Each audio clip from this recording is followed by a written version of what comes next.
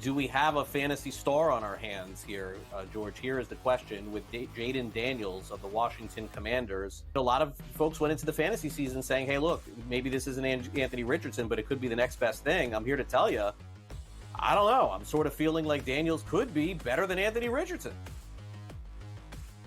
I don't know if I'm going to go there yet, all right, but I think he's in the conversation, yeah. What did we hear at draft time? A lot of people wanted a quarterback who can move, right? You don't want the guy who's going to take 5-7 steps and throw the football anymore because you want that additional rushing yardage. You know, you get 50, 60 yards, that's a touchdown, right? That's why Josh Allen is so valuable. Lamar Jackson is so valuable, right? You go up and down. Jalen Hurts. You go up and down here.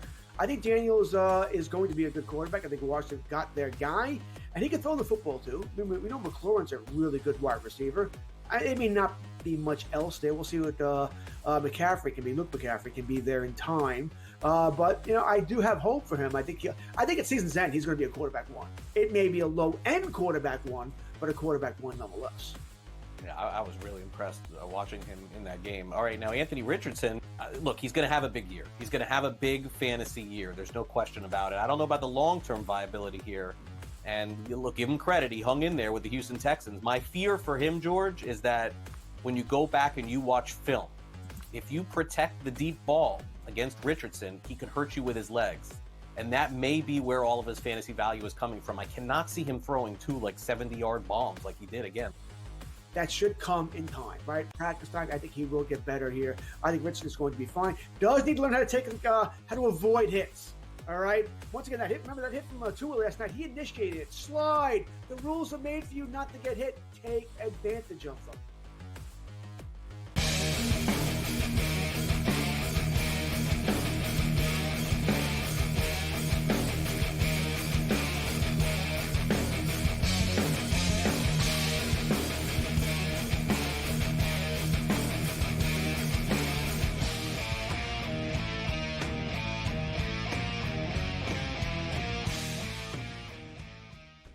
Let's roll. This is SportsRage. I am Gabriel Morency. The pitch, the players, the hustlers, the people, the bustle, and everybody else in between. The Friday Night Freak Show has begun. And we really do have a ton of stuff to break down, to pick, to bet on, to handicap, to look forward to. And we're going to run the gauntlet. The Mike Tyson, Jake Paul card has begun in Dallas, Texas. And I'll tell you what, the last fight was excellent. It's actually a very good undercard. For such a circus main event, the undercard is very, very good. Barrios and Ramos just threw it down, man. A split decision, a draw when it's all said and done. Both fighters really, really laid it on the line, a closely contested fight. And we have a good one coming up right now with Serrano and Katie Taylor as well. I've got Serrano winning. She lost the first time that they fought at MSG. This is the rematch. I think Serrano gets revenge. I think the fight goes the distance. I got separate bets. I got a parlay with a fight to go the distance, and I got Serrano to win via decision at plus 110 right now. As far as Mike Tyson and Jake Paul is concerned, I got to be honest with you. This happens all the time with these fights. Well, although, you know what, I was interested. I was interested in that Floyd Mayweather one with Conor McGregor.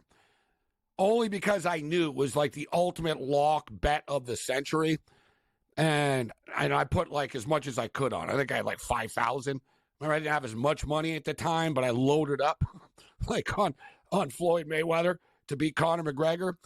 And, you know, I bet on Floyd a lot over the years. I made a lot of money with Floyd over the years. Mike Tyson's another story. We kick it old school. We can reminisce about betting on the real Mike Tyson fights in the old days, but people are betting on this fight, like massively. I saw the tweets earlier in the day about, you know, there's a lot of action coming in, and it's heavily bet, and it's going to be one of the, if not the most biggest boxing match as far as betting ever tonight. And I'm thinking, come on. Like there's no way in hell that this is like the biggest like betting fight in the history of boxing. And I'm not sure we can call this boxing. It's a spectacle. It's entertainment, right? I don't know what to call it. It's not boxing. There's like what we just saw was boxing, right? Barrios and Ramos was boxing. Taylor, what we're going to see with Taylor and Serrano is boxing. Right, this is a spectacle. You've got a dude that's 30 years younger fighting a 58-year-old man in this fight. But with all that being stated, it really is. I'm seeing various sportsbook directors all say the same thing. I just saw one that said there's more money on this fight than there is on any single NFL game this weekend or college football game. So, and it's a pretty big weekend of football. That's what, like, the dude is saying. He goes, surprisingly, on such a big weekend of football, like you look at the NFL, the Ravens and the Steelers are playing, the Bills and the Chiefs, Bengals, Chargers, Sunday night.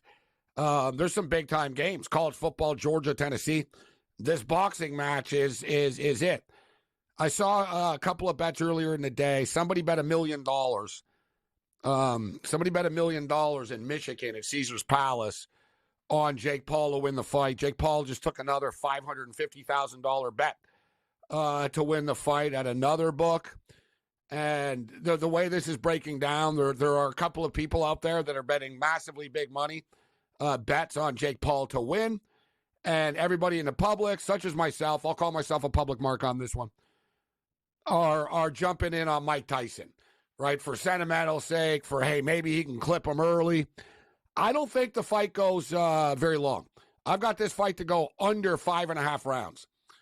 I think Tyson either like surprises everyone, knocks him out, gets knocked out early, or kind of like fades so quickly that they almost stop it. Like that Jake Paul is just teeing off on him. They are only 2-minute rounds, though. So like I said, it's not a real fight. Like, it's not 3-minute rounds or 2-minute rounds. It's a strange handicap. It's more of a fun fight. We put, like, we're betting harder on the undercard because they're real boxers on the undercard. But listen, a little sentimental play on Mike Tyson, and I don't think it goes 6 rounds. And if you'll notice, there's a bunch of odds boost out there. There's a bunch of odds boost over 5.5. It's interesting. Like, they're trying to get you to bet the over. I'm seeing through that. And it almost tells me they don't think it's going 6 rounds. I see a lot of predictions out there saying Jake Paul knocks him out in the 6th round. Listen, Jake Paul will know what the total is. And I promise you, it's kind of weird because he owns the sports book, right? He owns that better book or whatever it's called. So this is, I don't know, what kind of world are we living in here? You got a boxer fighting that owns a damn book, and we're suspending players in the NFL for betting on a parlay. There's no conflict of interest on this, right? But you look at Tyson, and the numbers come all the way down to plus 165 right now. So Mike Tyson's plus 165. We'll roll the dice, small play on Tyson. Fight to go the distance, yes. Plus 125, no. Minus 175. I don't believe that this fight is going to last 20 minutes. Was it 10 rounds? Like I said, it's not like full. Let me get the total rounds. It's not like full. It's not like a full real fight here. This fight. So 8 rounds. So 16 minutes. Can Mike Tyson last 16 minutes? Is the question. I don't think he can. So as far as the totals, like I said, I got it under 5.5 at plus 110 right now. That's what, and 6.5 is kind of the key number here. I will tell you too, fighters like Mayweather knew as well against McGregor, like he carried the fight to the over, basically. Just point blank. He carried the fight to the over. So some fighters will do this. They'll bet on the over of the fight that they know they're comfortable in, and they'll sort of carry it, and then they'll sort of end it. So once like the 5.5 round mark passes, all right, let's finish this thing right now. We just won the bets. So it's, like I said, it's tricky. It's a train wreck, but it is what it is, and it's a Friday night, and it's a fun event that's going on. So we got this going on. We got the UFC 309. That's kind of like a real event. It was Stipe Miocic and with John Jones. We'll get into that a little bit later on. But let me just throw quickly Arizona, Houston, college football. Listen, this is a train wreck of a football game. The Houston Cougars are a team that I used to bet on a lot. I've just sort of given up on them. They stumbled out of the gate early. Their defense is playing well right now. They're strung together a couple of wins. They're in the desert tonight. Arizona, big letdown. They got their quarterback back this year, but they lost their coach. Jed Fish went to Washington, and Brennan took over from San Jose State. He's been struggling. But with that being stated, the game is basically a pick'em. I got Arizona at minus 115 on their home field. I don't think Houston can win 3 games in a row. It's one of these type of deals. I have no, sane breakdown and this. I'm not going to tell you about yards or this and that. And I'm going to tell you, it feels like it's kind of a public trap. Everybody's on Houston. Give me Arizona in this game. We are on the UCLA Bruins plus the points. The Bruins are down 7-3 right now with 10.5 left in the first half. Low-scoring game in Seattle. In-game total is 40.5 right now. Colorado State and Wyoming.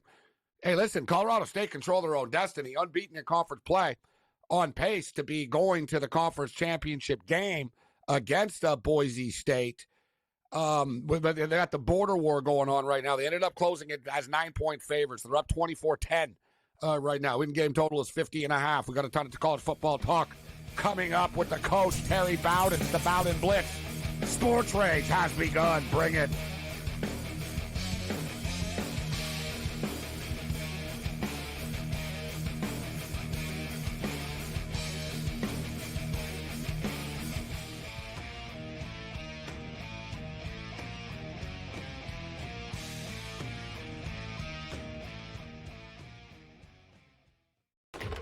Enter into the magical world of McLuck.com, where even the smallest of spins can win real cash prizes. Adventure into over 1,000 of the best Vegas-style slot games. So what are you waiting for? Unlock your free welcome offer today. Join the fun where winners play and players win. Anyone that's been to a sporting event, the atmosphere before a game, I think Game Time Decisions has that same exact atmosphere. This is our arena. This is what we do. There is going to be an energy to Game Time Decisions that you will feel night in and night out. The excitement you get when you lock your bets and when you're figuring out what you want to do, we can zone in on the biggest games each night. I want this to be the place that people come to before the games start so they feel as ready as possible to lock in their cards. We are going to hit every single one of those markets that you need to know about. We're going to go through every single thing, and I've got a great team behind me that's going to help me get the job done. There is not going to be a better place, I promise you, than Game Time Decisions to get that new information, react to it, and be able to then bet accordingly. We will have everything at our disposal, and we will use that to our advantage. I'm Kevin Walsh. Tune into Game Time Decisions from 6 to 8 p.m. Eastern on SportsGrid. Blocked well and tries to cut through the middle. Oh! Your gut says Miami is going to win, and you should take the over. Your gut also said your NFT selfies would only go up in value. They didn't. But your head is on SportsGrid and knows the QB is in concussion protocol. The backup has a 45 QBR against the zone coverage. The New York D has the most sacks in the league. So yeah, trust your head. It's smarter to be on SportsGrid. Right here with you on Pro Football Today on SportsGrid. Odds in motion, trying to see what lines have moved throughout the week. Never felt more comfortable in this set than I do for this year. I'm ready. I'm just getting angry. The hot takes are going to be here all long. What in the world is going on in Miami, Dom? It's not particularly anything to shy away from just because many people are on top of it. Hot take. I think this line is asking you once again to take New Orleans. Pro Football Today, only on SportsGrid.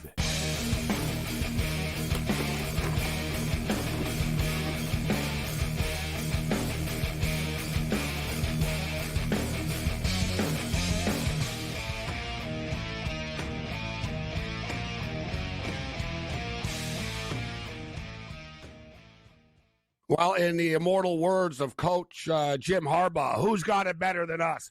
Nobody. We're fired up. And how can we not be? Talking football. What a big weekend of football that we have. Mike Tyson's fighting in about an hour and a half or so. Is it 2024? Yeah, it's 2024. We got a 12-team playoff in the college football playoffs. As I said, we got the border war going on right now. Colorado State are up 24-10 on the Wyoming Cowboys. 5 minutes remaining in the third quarter of play. Washington hosting UCLA, an old school Pac-12 rivalry, now a Big 12, now a Big 10 rivals. And speaking of the Big 12, Houston and Arizona are about to kick off tonight. And speaking of the Big 12, the Colorado Buffaloes are the big noon game tomorrow on Fox against the Utah Utes. There's been a lot of talk about Deion Sanders. And, of course, the man that joins us right now, former coach of the year, the legendary Terry Bowden joins us for the Bowden Blitz. Of course, goes way back with Deion Sanders. But, Coach, I was unaware of this, that his first game as a head coach was against you. Absolutely. He was at the Jackson State, and we had them on our schedule, and Shadur Sanders at quarterback, and he is the coach. And we opened up, and we beat him 15-12. Thank goodness because he ran the table after that, won every other game that year and every game the next year before he went to Colorado. But he has a lot of class. About a month before our game, he gave the eulogy at my dad's gravesite, and a very compassionate man. That's why I have a lot of strong feelings for him. But we played him, and he's now having to think about this game and not what may happen in the future. And, and the future is bright right now, obviously, for Deion. And it always has been, but it's super bright. I mean, really, he has the football world in the palm of his hands, doesn't he, Coach? But let me ask you, they're not through this season yet. They're in contention for a college football playoff spot, potentially. They control their own destiny, win out, play in the conference championship game, play in the college football playoffs. Shadur Sanders is right now the favorite, according to the sportsbooks coach, to be the number one pick in the NFL draft. And the rumor mill is going to churn. You and I talked about it a couple of weeks ago as far as Deion and the Florida State rumors that no doubt will begin, although FSU have Norvell's back. Now Adam Schefter's talking about potentially Shadur and Deion being a package deal going to the National Football League. There's all kinds of stuff going on here, Coach. There's a lot of stuff in the air. How difficult is it for him to keep his kid's mind and the whole operation on the task at hand, which is beating Utah? All right, he's about to give his Friday night pep talk to his team, and they're on their phones seeing where he may go to Dallas and where he may go to some other place, and Shadur may go with him. And they're saying, hey, we've got a game tomorrow. And really, he has nothing to do with it, and he probably wishes it wouldn't happen. But that's been Deion all his life. He can't take that away. He just has to assure them. And I'm sure he wants those guys, and he is focused on winning this game because the next thing on his mind is Utah and trying to play for the conference championship and get in the playoffs because he hadn't had a winning season yet at Colorado, and he will win. And he will go somewhere eventually because I just don't think that's his final coaching place. But right now, I'm pretty sure he didn't want to think about anything but that next football game tomorrow at noon. And, Coach, you've been in this position before, and I imagine you might have even been that coach to be telling a kid potentially, this coach isn't staying. Why would you go there? I imagine right now all these players that Colorado are recruiting that are in competition with other schools, the coaches and the scouts bring that up, don't they? Hey, you've seen the rumors. Deion's not going to be at Colorado. It really presents a lot of challenges, doesn't it? Oh, absolutely. And that's already happening to Colorado. Now, it'll end if he stays, but they'll sway some guys that they can't do much until the season ends, but they'll sway him because of this because they're going to Colorado to play for Deion. Let's make sure we all understand that. That's the impact he has on that program. But I think about Deion, and I don't think NFL as much. I have a college football family, and you remember Nick Saban was at Michigan State. He was a successful coach there. But I believe he knew he could not win the national championship unless he would have the program that had the finances and the ability to bring in the best players. He goes to LSU. My first impression of Deion was, okay, I took a program that really never had a real good chance to be consistently good because of the location and all those things, and that he would take another better college job. But then I think about it, he could play Major League Baseball. He could do NFL. But whatever he wanted to do, he can do. It really is amazing, isn't it? Played in the World Series, NFL games, now coaching, college, potentially NFL after. Listen, we don't have a crystal ball, Coach, so I'm not going to ask you where he's going to end up or what happens next, but I'll just ask you a yes or no question. Do you think he's the coach of the Colorado Buffaloes next year? I hate to put that. I'm too close to him. I don't want to answer that. I'm not going to answer that. I'm not yet further enough. And it's not about me not willing to talk about coaches. I just don't think. I think that puts a bad pressure on Deion to go out there and do something that Colorado wins. And if Terry Bowden, son of Bobby Bowden, who coached Deion, who Deion was really close to, feels like he's leaving, they may give that more weight. I have an opinion. I have no idea. But if I do, I don't think I want to say it right now before he has a chance to win his conference. He's got a straight road. It's on the way. If he just wins out, he's in the conference championship game. And I respect your choice on that, Coach, and I totally understand it. We were just talking earlier about Deion being clickbait. You don't want to be that name in clickbait. Bowden says Deion won't be there or will be there. Exactly. I totally get it since you know him. But down the road, we're going to put you in the hot seat for this. You don't leave coaching and go into broadcasting if you're not willing to jump all the way in. And I learned that when I moved to Auburn to ABC Sports in New York, that you don't halfway do it or you might as well be halfway out, because you've got to tell the truth. You got to tell what's on your mind. You got to talk like people want to hear the answers. And so I've learned to do that. And of course, now that I'm retired from coaching, I think I can get a little bit bolder in that. Well, I like the no pun intended bolder with the Colorado Buffaloes.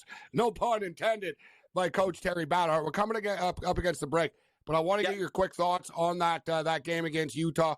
BYU, Coach, a near pick'em against Kansas. The odds makers give BYU no respect. I don't get it. I want your take on BYU.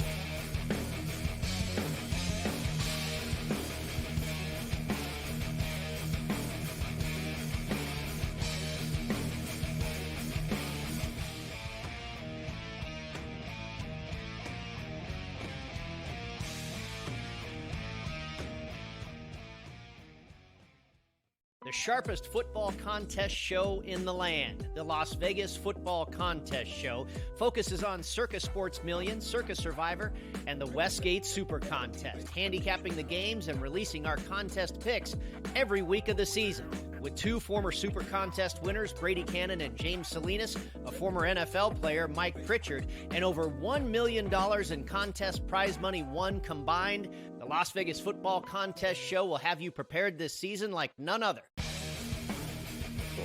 We live in a society right now where everybody's a snowflake, everybody's a cupcake, and everybody thinks that nothing is fair.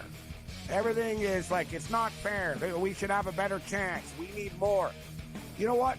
I'm old enough to remember when you needed to have a perfect goddamn record to win a college football championship. That's the way it was. 11-1, too bad. Sports Rage tonight, only on SportsGrid. Grandma Bear, who owns the football team, probably comes in, gives a little, oh, man, you're such a good little boy out there. Congratulations, the way you coach this football team. I'm never going to fire you. Totally, I missed you pinching your own cheek. As I was looking down and did not know we were getting. Oh, Donnie, you got such a good show there with that guy named Ben. Like, that's what your grandma would do to you when you go see her on Thanksgiving or Christmas, The Early Line, only on SportsGrid. Together, both Devontae Adams and Garrett Wilson had huge nights. Aaron Rodgers loves the two big targets, and he says if this is going to happen, it's going to be very tough on the defense to decide who they want to go after. Adams and this kid, Wilson, I won't deny what they can do, but nobody else does jack.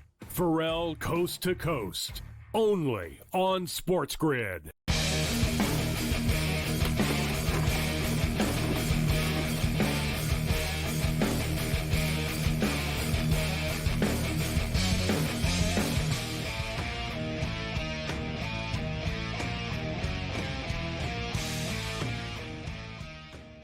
This is Sports Rage. I am Gabriel Morency on the SportsGrid radio and television networks and much more. Shout out to all of our television affiliates. And, of course, everybody tuning in on Sirius XM Channel 159 right now. We're kicking it with the coach, Terry Bowden. It's the Bowden Blitz every Friday night. And you can catch Coach on other programs right here on SportsGrid and check out the podcast as well. Go to SportsGrid On Demand on YouTube to get past episodes of Bowden Blitz and of Sports Rage. So, Coach, we got a couple of minutes. I'll get down to business. You went to the Ole Miss game last week, and we spoke about Lane Kiffin sort of needing a big win for this program to get over the hump and get closer to a playoff spot that so many people thought they could. I mean, it all came together for them. You could argue that was the best game of the Kiffin era. They absolutely smashed and destroyed the Georgia Bulldogs last week. And I was there, and it was because they were better. They had more talent. Dart outplayed Carson Beck. Their defensive line was as good as any defensive line I've seen this year. Georgia's receivers couldn't get away from defenders, and Georgia's defenders couldn't follow the receivers. It was just better athletes all around. And I look and I think how both teams progress, and they've got to get in the portal, I think, at Georgia down the road. But Ole Miss, it was a great win. Tough win in that league. It's very tough, but they were a better football team, and their stadium was electric. It was a great home field advantage, and they whooped them. And that's because they had better football players. Georgia have won 28 consecutive home games. So they've lost some games on the road. They don't lose at home. But, Coach, they lose each end. So they lose their best offensive player right now. The wide receivers aren't getting open. They don't, even Carson Beck admits we can't run the football, and it's hurting the passing attack right now. And Tennessee, like Ole Miss, have a great defense. And it's surprising, Coach, because Tennessee kind of known for the Heupel system and all that type of stuff and their offense, but they're a meat and potatoes team. They play defense. They want to run the football. Can they sort of do what Ole Miss did to them, even though it's on the road? The point spread, Coach, is 9.5. I think it's a little high. I think Tennessee can hang with them. What's your pick? I think Tennessee's going to beat the spread now. I got that going, but I will go. I think Georgia will pull together. They still have, when I talk about not having as much talent as Ole Miss is in that Ohio State level of talent right now, and Georgia is just a step behind. But I think if you understand that rivalry and how important it is to play at home, Georgia doesn't lose them at home very much. And I can't imagine Georgia losing 2 times in a year, much less 2 times in a row. But they can still play good defense. And Tennessee, they're running the football because Nico cannot connect on the deep ball. He's having a hard time hitting the deep ball. So they have to run and play great defense. If their offense is built around completing that deep ball, but they're so good on defense, it'll be another problem for Georgia that they can run the football and that defense can hold people down. But Georgia is not that far behind. And I think at home, Georgia's going to bow up. The Dogs are going to go wild down there, and I believe they're going to win the game. But I'd put my money with that spread. I'd put my money on Tennessee. Coach, it feels like the Texas Longhorns and the Texas A&M Aggies are on a collision course for a spot in the SEC Conference Championship game. Yet Arkansas earlier in the year, Coach, I mean, they've shown a capability of knocking off a powerhouse football team. If they don't turn the football over, they're dangerous. Is this a trap at all for the Texas Longhorns going into Arkansas? I think it's definitely a trap game. I don't have the upset, but I have this thing where Arkansas, can beat the line and make it interesting. Texas has never played this year very good against a dual threat quarterback. And when you talk about the quarterback at Arkansas, he's such a great job, Tyson Perrine, as a dual threat. If he gets in the secondary a couple of times, I can see him making this game very exciting because Texas played against, last week it was a third-team walk-on quarterback from Yale. That's who they played against last week. But I believe that at Arkansas, and you got to remember, this is an old rival. This is an old Southwest Conference rival game. And it means a lot more to Arkansas than it does for Texas. And I think they'll have a great game, and they'll give them some problems. But I think it's because of that dual-threat quarterback and what he'll do against Texas. Coach, we got about 40 seconds. We got to hit the number 1 team in the country right now, the Ducks, who I know you've been a big fan of. You and I both talked about our respect for Dan Lanning. You love Dylan Gabriel, their quarterback as well. They're just a complete football team right now. Like, they are the team to beat in college football right now, aren't they? They sure are, and it's because of the quarterback. Quarterback is everything. You got a quarterback lead the nation in 74% completion rate. He just broke the records of completions, touchdowns, yardage, everything, and he's about winning. He's smart. He can beat you with his legs. And Oregon plays good most of the time, and Wisconsin plays good against people they're supposed to beat. They're not supposed to beat Oregon. Oregon's going to take the spread. 15 points, not enough in this game. Yeah, Oregon, big. I agree with the coach. Always great stuff, Coach. Thanks for the time. Enjoy the games this weekend.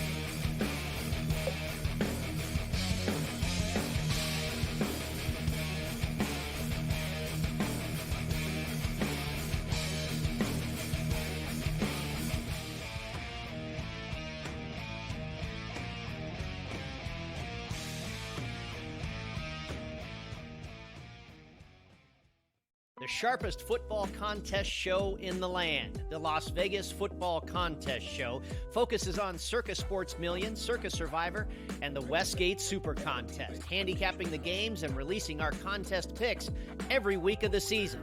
With two former Super Contest winners, Brady Cannon and James Salinas, a former NFL player, Mike Pritchard, and over $1 million in contest prize money won combined, the Las Vegas Football Contest Show will have you prepared this season like none other. We live in a society right now where everybody's a snowflake, everybody's a cupcake, and everybody thinks that nothing is fair. Everything is like, it's not fair. We should have a better chance. We need more. You know what? I'm old enough to remember when you needed to have a perfect goddamn record to win a college football championship. That's the way it was. 11-1, too bad. Sports Rage tonight, only on SportsGrid. Grandma Bear, who owns the football team, probably comes in, gives a little, oh, man, you're such a good little boy out there. Congratulations, the way you coach this football team. I'm never going to fire you. Totally, I missed you. Pinching your own cheek? Because I was looking down and did not know we were getting... Oh, Donnie, you got such a good show there with that guy named Ben. Like, that's what your grandma would do to you when you go see her on Thanksgiving or Christmas, The Early Line, only on SportsGrid. Together, both Davante Adams and Garrett Wilson had huge nights. Aaron Rodgers loves the two big targets, and he says if this is going to happen, going to be very tough on the defense to decide who they want to go after. Adams and this kid, Wilson, I won't deny what they can do, but nobody else does jack. Pharrell Coast to Coast, only on SportsGrid.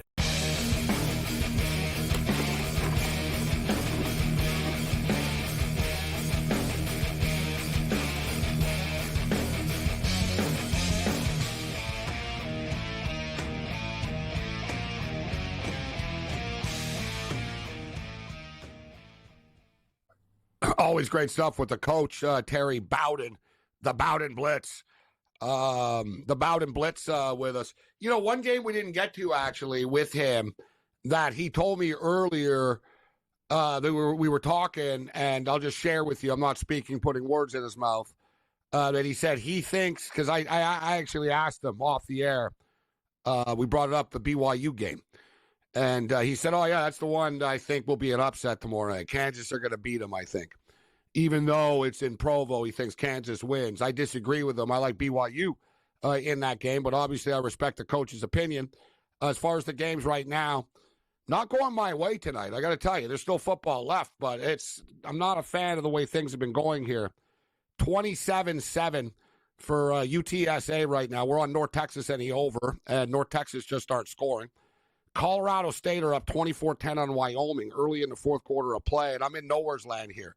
I ended up taking Wyoming plus 10 points.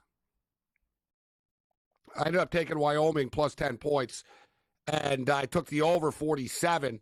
They're down by 14 right now, and the in-game total is 44.5. We got UCLA and Washington. I'm on UCLA plus the points, and they're down 14-3. They're moving the ball, but they settled for a field goal. Now Washington scored another touchdown, so it's 14-3 in Seattle right now for the Washington Huskies. 2 minutes left in the first half, and we did take the Arizona Wildcats to beat the Houston Cougars. So we got Arizona on the money line. This game just started like 6 minutes ago. Arizona have the ball right now on the Houston 33-yard line, a 3rd and 5, early with 8 minutes left in the game. We got NHL. We have NHL hockey going on here right now. The Detroit Red Wings tied with the Anaheim Ducks, 1-1. The Capitals lead the Avalanche 4-2 right now in Denver. Utah up 2-1 on Vegas. And the Nashville Predators and the Calgary Flames are actually scoreless right now, midway through the second period of play. I did bet on the Minnesota Timberwolves tonight to break their 3-game losing streak. There's no DeMar DeRozan. There's no Malik Monk. They got a bunch of guys out tonight. The Kings, the T-Wolves should be able to win this game. They're up 29-25 right now. Warriors are up 22-21 on the Memphis Grizzlies. There's college basketball, too, but I could go on forever. There's your scoreboard update. We'll hit college basketball a little bit later on. We got Rob Vino in the house, Cam Stewart. ready to go. It's Grey Cup weekend this weekend in Vancouver. Good to see you, Rob. How you doing, Cam? What's going on, Rob? Ready for the Grey Cup?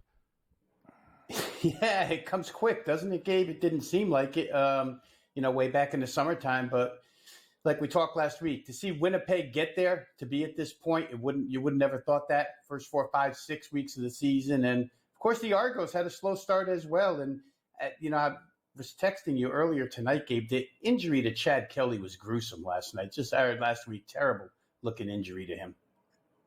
Yeah, it was one of those Joe Theismann type of deals. Like the cringe. They didn't show it too many times. The thing with Chad Kelly is he's been getting booed all year because he was suspended. And people are kind of hypocritical. No one really knows exactly what he did, but he was suspended. And a lot of people in Montreal cheered, actually, when he got hurt, which the Argo player said after kind of motivated them a bit even more. Right? Not that they needed more motivation, but they basically said, it was classless, and fans were yelling stuff at him on the way off the field and stuff. And, but that, it is what it is. That's the world that we live in right now. But with all that being stated, I think Nick Arbuckle will be fine in a one-game setting. He came in last week. He went 5 for 8 in the replacement. He made some throws, actually, to help them win the game late. But we'll get back to that. I'll ask you, Rob, tonight's action right now, I'm getting punched in the mouth, man. And I'm on the over to North Texas game. We're spinning our wheels here, bro. We're stuck at 34 points early in the third quarter of play. I got over 47 in the Colorado State game. And, I'm stuck here at 34 with 11 minutes left. I'm on UCLA plus the points. They're losing. The only good news is I took Arizona, and they're up 7-0 right now. What about any in-game thoughts, Rob? College football, what do you think? Well, the good news for me is I'm on the Washington side of that UCLA game, so at least that's going well. I'm on the UTSA, North Texas over, and I feel like we should have 17 to 20 points extra in that game already, Gabe. The amount of drop touchdown passes and trots inside the 20-yard line that wind up with zeros or even a 3 has been a little tough to swallow here. McCown's going to have he was on pace early for 500 yards passing, and they're just not registering a bunch of points. I have nothing in the Houston-Arizona game. I really didn't have a good opinion in that one, so maybe something in-game there as it goes along. But, my first instinct, guys, honestly, was to trust Houston and Willie Fritz, because Willie Fritz is bringing that team along really well this season. And for some reason, Brett Brennan hasn't done the same with Arizona. So that was my first instinct, but I couldn't pull the trigger on it. I didn't like the game. It was one of those late night, whatever, it's on, it's here, we're going to be on during it. And I was getting angry at losing the other game, so I was like, screw it. And, it was, I normally have a lot of reasons, Cam, I'll take. Rob, too. Like, you know what I mean, Rob? I look at it like a court case. I'll be pretty prepared if somebody asks me why I like something. I can give them, 12 reasons, boom, boom, boom. This is why I like them. I got nothing tonight on this. The only reason was everyone liked Houston. And I know, like you said, Houston have won 2 straight games, and everybody loves Houston tonight. The number kept coming down. And I just knew, I was like, this is where Houston will screw people, where they think like Houston are good suddenly and they're going on the road. Plus, I think Arizona are just sort of due for a game that's going to go their way a bit. But Cam, what do you think in-game here? You have full slate of NHL hockey actually going on right now. The Red Wings and the Ducks is the game that currently started. 1-1 late in the first period of play. What do you have in-game here, or in-game bets? Gabe, you're not going to believe it, but I actually took Washington, and I'm winning that game by 2 goals. Other than that collapse against the Leafs, do you know they're a 10-5 hockey team, one of the best in the NHL? They're very good. And as you know, I take teams off losses in back-to-backs. I'm on with the Arizona Wildcats. People are going, are we idiots? No. This team has 3 wins, and also, if they run the table, they can get to a bowl game. Not likely, but if you really look at the playmakers they have on offense, I think they have a great chance in this game. Houston is a little bit overrated, in my opinion. The market likes them. I'm on the Arizona Wildcats with you, Gabe, and you asked for a live bet, I'll give you one. Quack, quack, quack. Ducks plus 115 live against the Red Wings. Let's rock. That game is 1-1, although I think something is about to happen here momentarily. Still scoreless right now in Calgary, which is a surprise. Nashville. Rob, Yeah, Calgary and Nashville. Calgary still scoreless. The in-game total all the way down to 2.5 right now. Still 5.5 minutes left too in the second period. It's too low, 2.5. But it's minus 230. So let's take a look. You know what? I'm going to look at let's wait for it to drop a little bit. If it's already 2.5, if this thing dips below like 200 or something, I'm going to bite because it's not going to end up 1-0 or 1. There'll be goals in this game eventually. Rob, college basketball tonight for you? There's a bunch of games going on, and I don't have any in-game action here, so maybe you can steer me in a direction. I do have the Minnesota Timberwolves guys on the money line to beat the Sacramento Kings tonight. The Kings are a little bit short-handed this evening. The T-Wolves on a 3-game losing streak. I think they're going to snap the streak tonight. But what about the hardwood, Rob? Anything on the hardwood, college or NBA tonight? Yeah, you took it out of my mouth. That was one of the first plays I made this morning was the T-Wolves. They are minus 1.5 when I got them. See, we think alike, Rob. It must scare you. Yeah, well, the reasons that you said, and then believe it or not, I'm one of these believers that when you see quotes from players or coaches of one game specific, and there were a lot of things out of Julius Randle's mouth and Rudy Gobert's mouth about defense and stepping up here tonight. I don't know that it'll apply down the road, but I thought for sure it would apply tonight against the Sacramento Kings without Monk and DeRozan. So it's working out so far, I guess. UCLA football are down 14-3, but their basketball team is beating Lehigh 34-13 right now. 30-point favorites.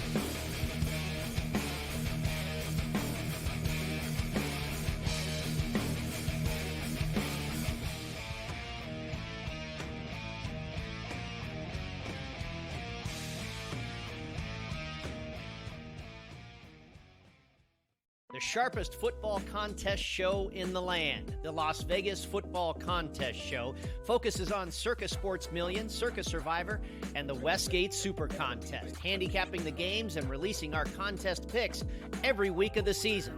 With 2 former Super Contest winners, Brady Cannon and James Salinas, a former NFL player, Mike Pritchard, and over $1 million in contest prize money won combined, the Las Vegas Football Contest Show will have you prepared this season like none other.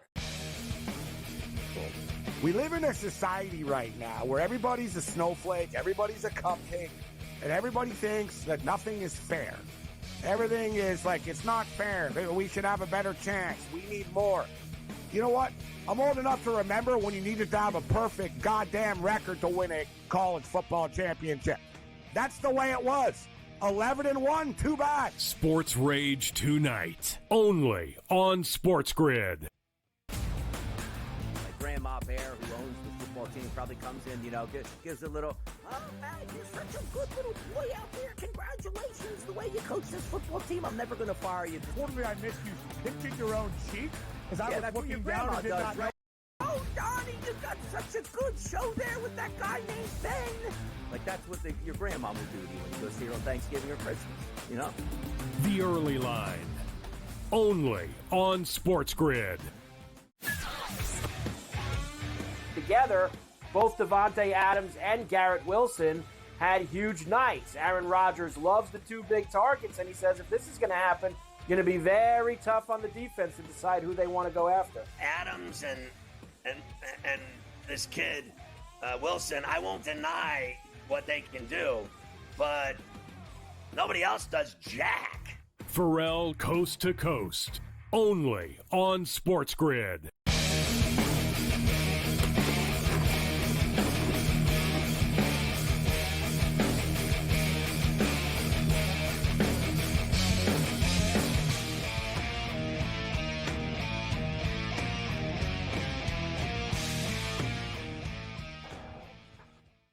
This is Sports Rage. I'm Morency. A couple of in-game plays, late night spite bets, trying to get some money back here, which never, how can I go wrong?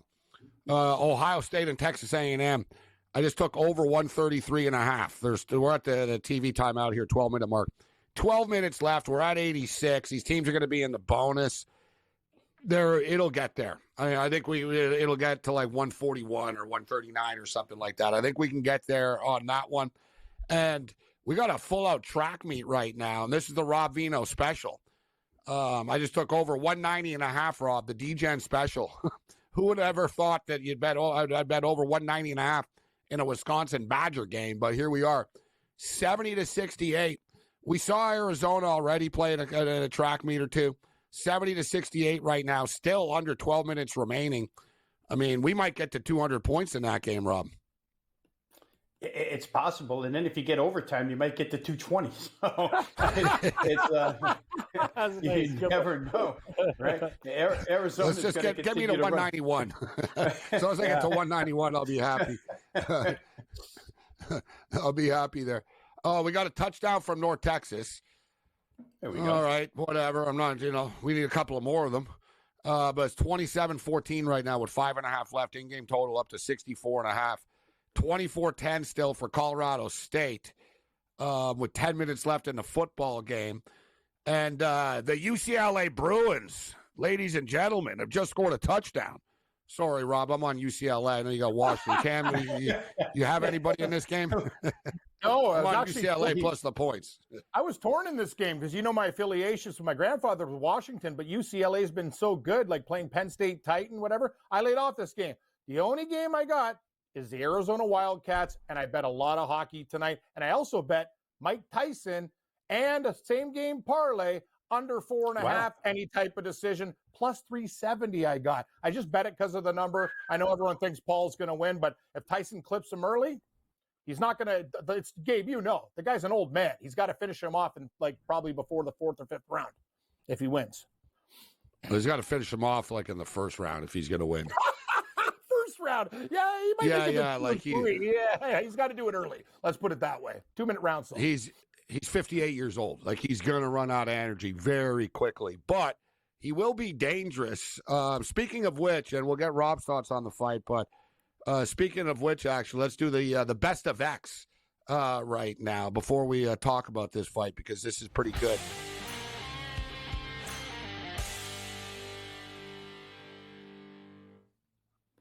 The best of X tonight. We kick it old school. You remember the video game Mike Tyson's Punch-Out? Amazing. Look at this, Rob. They predicted the future. There's Jake Paul. Like they knew in 1987 that Jake Paul would fight Mike Tyson, Cam. There it is. And look, here they are now.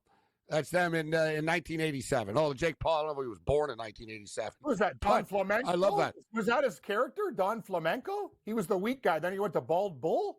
And then you climbed up the ladder. What was that character's name? I think it was Flamenco. There was another guy. There's another guy, Little Kim. I don't know. Yeah, I remember Glass Joe. Yeah, Glass Joe. Glass Joe. Yes, good work, Rob. Yes, Glass Joe. He was the slug of them all. The worst. Is that Glass Joe? I think that is Glass Joe. That is Glass Joe. So let's hope it's Glass Jake tonight. Yes, let's hope it's Glass Jake. For the record, the undercard's pretty good. The last fight was good between I had money on the last fight. So between Barrios and Ramos was a great fight. Now Serrano and Katie Taylor are fighting again, women's fight. And they already fought before. Serrano's kind of known as one of the best female boxers ever. And Katie Taylor won a gold medal at the Olympics before, in 2020. And Taylor beat her already. I'm on Serrano to win via decision, and I also have a separate parlay for this fight to go the distance as well. It looks like a pretty good fight right now. This is the last fight before Tyson and Paul, and I told people earlier in the day, I said, don't expect this to start until midnight at least. People are like, oh, no, it's going to start earlier. It starts at 8 o'clock. It's like, yeah, okay. We're in the third round right now with this fight, and we're moving in on 11 o'clock Eastern. And they're trying to sell this. It's on Netflix, but they want to get people to buy subscriptions to Netflix. So they're going to milk this for as much as they can. Rob, any recreational money or bets on you for the Mike Tyson, Jake Paul circus tonight? I haven't, but I could almost get to what Cam was on. Plus 370. I mean, I would take a shot. I don't know if Paul will avoid Tyson. I mean, if he tries to avoid him and just wear him out of gas and then take over, that would be a different story, but I'm sure Tyson will approach, and if Jake Paul thinks he's manly enough to stand in there and take one, it could be plus 370 cashing. So recreationally, I would probably lean that way, but I don't know enough about Jake Paul as a fighter to honestly make a Not a spiteful choice. Put it that way, Gabe. I don't want to spite You know what the problem is? It's actually not fair to Tyson because they're using the soft gloves. If they had heavy gloves and Tyson clips Paul, he's dead. That's the whole thing. I talked to a guy about it today. He's a boxer. They're the light gloves. If you're playing like with real gloves with weight behind it, Paul's face would be annihilated if Tyson landed a clean shot. It's an advantage to Jake Paul that they're using soft gloves. Yes and no. Yes and no. What do you mean yes and no? It's yes and no because he's got heavy hands. Yeah, right? but between the two of them, Cam, one of them is going to land like 150 punches, and one of them is going to land like 30 punches. And it's not going to be Tyson that lands 150 Tyson's punches. got knockout power, though. I'm talking about a clean shot. Right. Clean shot. Paul will nickel and dime him. That's the whole thing about those gloves, right? Yeah, but I'll put it this way. Like, if they weren't using these gloves, no one would even sanction this fight. They're using the gloves for Mike Tyson's protection. Like, essentially. Like, that's kind of the bottom line. It's not wrong. Like, Tyson would have a better chance, like, to clip him with not the heavier gloves, but it actually protects him as well. Like, like I said, they wouldn't sanction this fight even with usual gloves. Tyson would get killed. Like, they're like, say what you will about Jake Paul. I don't think much of him. Like, he's not very skilled, but he is only 28 years old, and he does hire the best boxing trainers and boxers to spar with him. And so he's made himself into a boxer. He was never a boxer. He's turned himself into one. You got to respect that, but he can punch.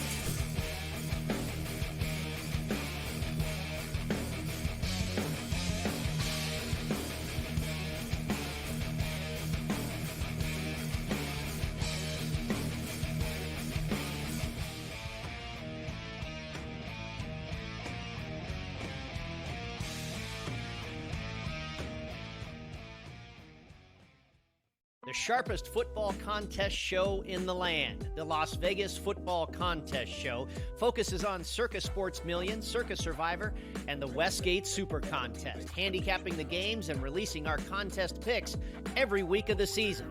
With two former Super Contest winners, Brady Cannon and James Salinas, a former NFL player, Mike Pritchard, and over $1 million in contest prize money won combined, the Las Vegas Football Contest Show will have you prepared this season like none other.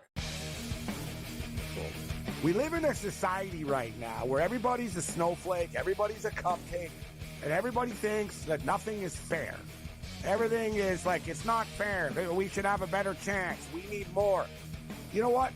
I'm old enough to remember when you needed to have a perfect goddamn record to win a college football championship. That's the way it was. 11-1, too bad. Sports Rage tonight, only on SportsGrid.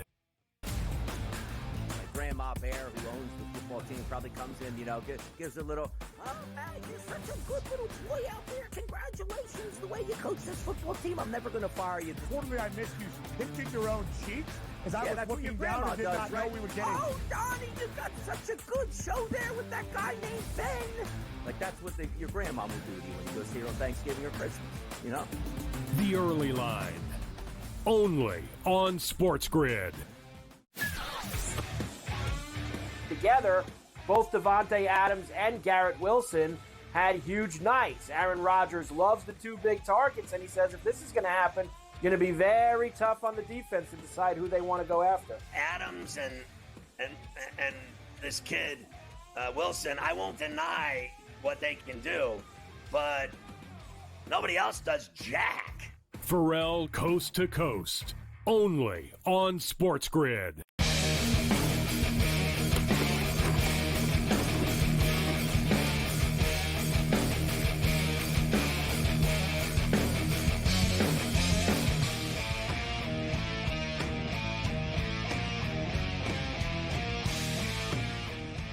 All right, time is really flying here. We got Brent Beard stepping up in a couple of minutes. One of Vino's colleagues, Tony Finn, will join us later.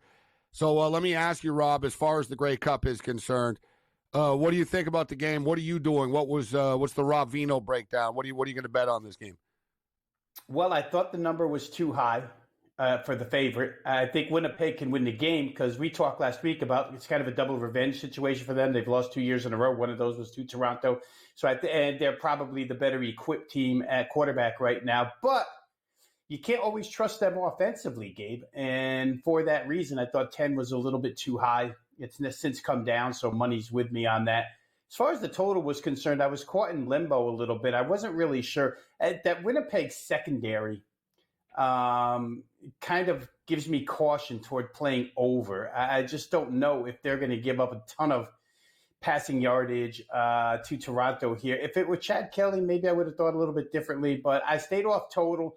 I did get on Toronto at 9.5, so we'll see how it goes. I just thought that number was a little bit too high for a game this important. Rob Vino with us. All right, Rob. College football, NFL football. Yeah. What are you looking at this weekend? Well, a little proactive move here, Gabe, with a total. The USC-Nebraska game sits at 51. We've got Dylan Raiola coming back at quarterback. In fact, Matt Rule said he looked great at practice this week. And we've got Dana Holgorsen calling plays. He's not going to turn it into the air raid immediately. But I just like the fact that USC has none of this on tape. They don't know what to expect out of his play calling, Dana Holgorsen's play calling on Saturday. And Nebraska had an extra week to prepare. USC had an extra week to prepare. I think that in their case, the quarterback switch kind of screws up Nebraska defensively. And the mobility for USC at quarterback now probably helps DOL. I thought 51 was too low. And I'll throw this at you one more time, guys. Lincoln Riley, as a head coach, no matter where he's been, where the posted total was under 58, he's 13-3 to the over in that particular situation, 83%. So I like that. I think Florida LSU get over. I got it at 54.5. It climbed a little bit today on the news that the injury situation is getting better for Florida offensively, right? Lagway's going to start. And LSU should. Last week, you know what? I'll say this real quick. Last week, LSU couldn't protect, which was amazing to me because they had only allowed 4 sacks all year long for a team that throws that much. 338 passes, 4 sacks. But last week, they couldn't protect Nussmeier for anything, lose 42-6. I don't think Florida pressures him that way this week. And NFL, I think the 49ers team total is probably a steal. 27.5. They've beaten Seattle 6 times straight. 5 of those 6, they scored 28 or more. They played a few weeks back. No McCaffrey in that game. As soon as McCaffrey comes back, guess what? Brock Purdy throws for 353. It was amazing. They didn't score as much as they should have because the kid missed 3 field goals. But I think San Francisco team total over 27.5. It's a must game for both sides, mainly for Seattle because it's inside the division. They can't go 0-3 division-wise. So I didn't lay 6.5, but I think that San Francisco will score their share. Cam, you're the Seahawk fan. What's your pick for the Seahawks and the Niners? I don't want to sound like a homer. I actually think Seattle's going to play well in this game. I agree with Rob. I think it's going to be a high-scoring game, and I think the 49ers are going to probably win between like 4 and 6 and just not cover the number. But I understand, Gabe, you brought up great points before in the other show, averaging the last 6, beating Seattle by 13.8, averaging 14, so basically 14 points more per game. Like they own Seattle. But I have a lot of faith in Seattle in this spot. I think they're going to bring their A game, and I think they're going to lose a heartbreaker. I will take Seattle. I don't love it, but I agree with Rob. High-scoring game. I'd take over on both team totals. Rob, I'm going to give my college football picks a little bit later on, but one of them actually was Nebraska and USC over. So I agree with you on that. Couple of quick other overs here, sort of big-time games. Texas and Arkansas, Rob, I see getting there. Texas and Arkansas. There's going to be points in this football game. And Oregon and Wisconsin. Here's another one. Dude, the Oregon Ducks don't let up. They hang like 38 a week on people. And when they go on the road, they've done the same thing in the Big Ten. I'm sort of expecting, Rob, the Oregon to get, like they beat Michigan type thing, 38-14, 38-17 or something like that, 35-20. But I think the number's a little light in the Duck game, too. What do you think? We got 30 seconds on the way on. Yeah, Oregon, real quick, Gabe. It's funny how college football differs from NFL. In an NFL situation, you would let off the gas pedal at the stage that they're at, but they can't let up because you have to keep that ranking. And they're probably going for Dylan Gabriel's Heisman hopes as well. So I agree with you. They probably score. They score on everybody. So I could see that one going. And Lanning? Lanning's kind of a jerk. He's a great coach, but he scores late and likes to kick it in your face like he does. He does.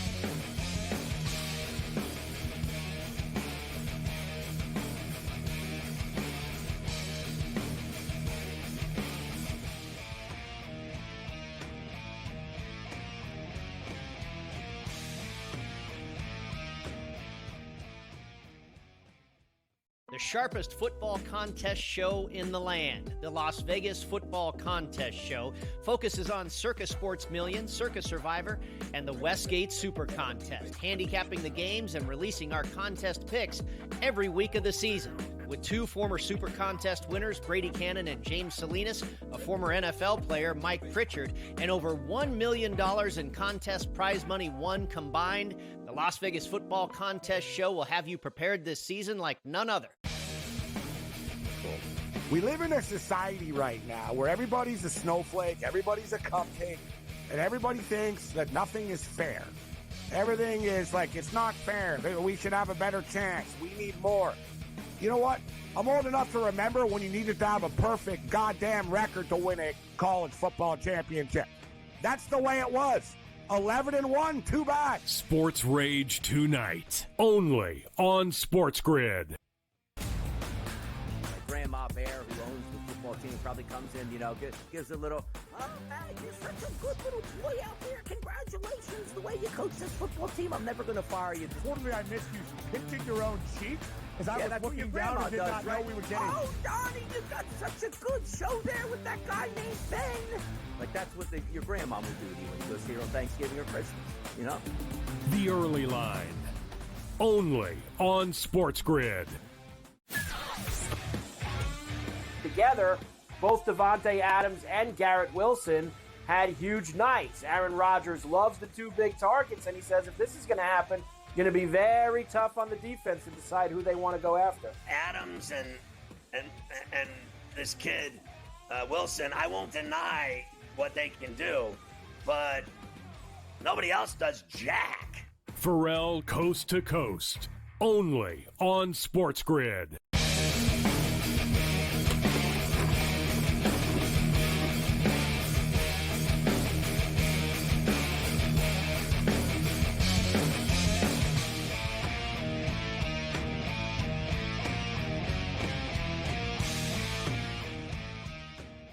One. The Friday Night Freak Show continues. This is Sports Rage. I am Gabriel Morency on the SportsGrid Radio and Television Network, Sirius XM Channel 159. Let's do this thing. We've got a massive weekend of football on deck. Let's bring in a Heisman Trophy voter, First Coast News college football analyst, second helping SEC podcast co-host, and more, Mr. Brett Beard. Brett, it's always a pleasure. Thanks for joining us. Dave, always great to be with you. We've got a big Saturday of college football in the SEC that, and right now we don't know who's going where. It's too early, but we got a lot of interest and people are watching college football in record numbers. That's a good thing. Well, I got to tell you something. I think you need a mathematics degree from an SEC school to figure out the SEC standings and all the tiebreakers and scenarios that can still happen. Brett, but we basically have an elimination game coming up here with the Tennessee Volunteers and the Georgia Bulldogs, more so for the Georgia Bulldogs, obviously, with the two losses already. What are your thoughts on this game, and what are you hearing about the Tennessee Volunteer quarterback situation? Yeah, that it depends on who you talk to is what it amounts to, but Nico had some kind of a concussion. He has been in concussion protocol, and this thing has kind of been day to day, is the reality of it. So we will wait that. But look, here's the thing, Gabe. Tennessee's strength right now, it will be later on down the road, but right now is not in their passing game.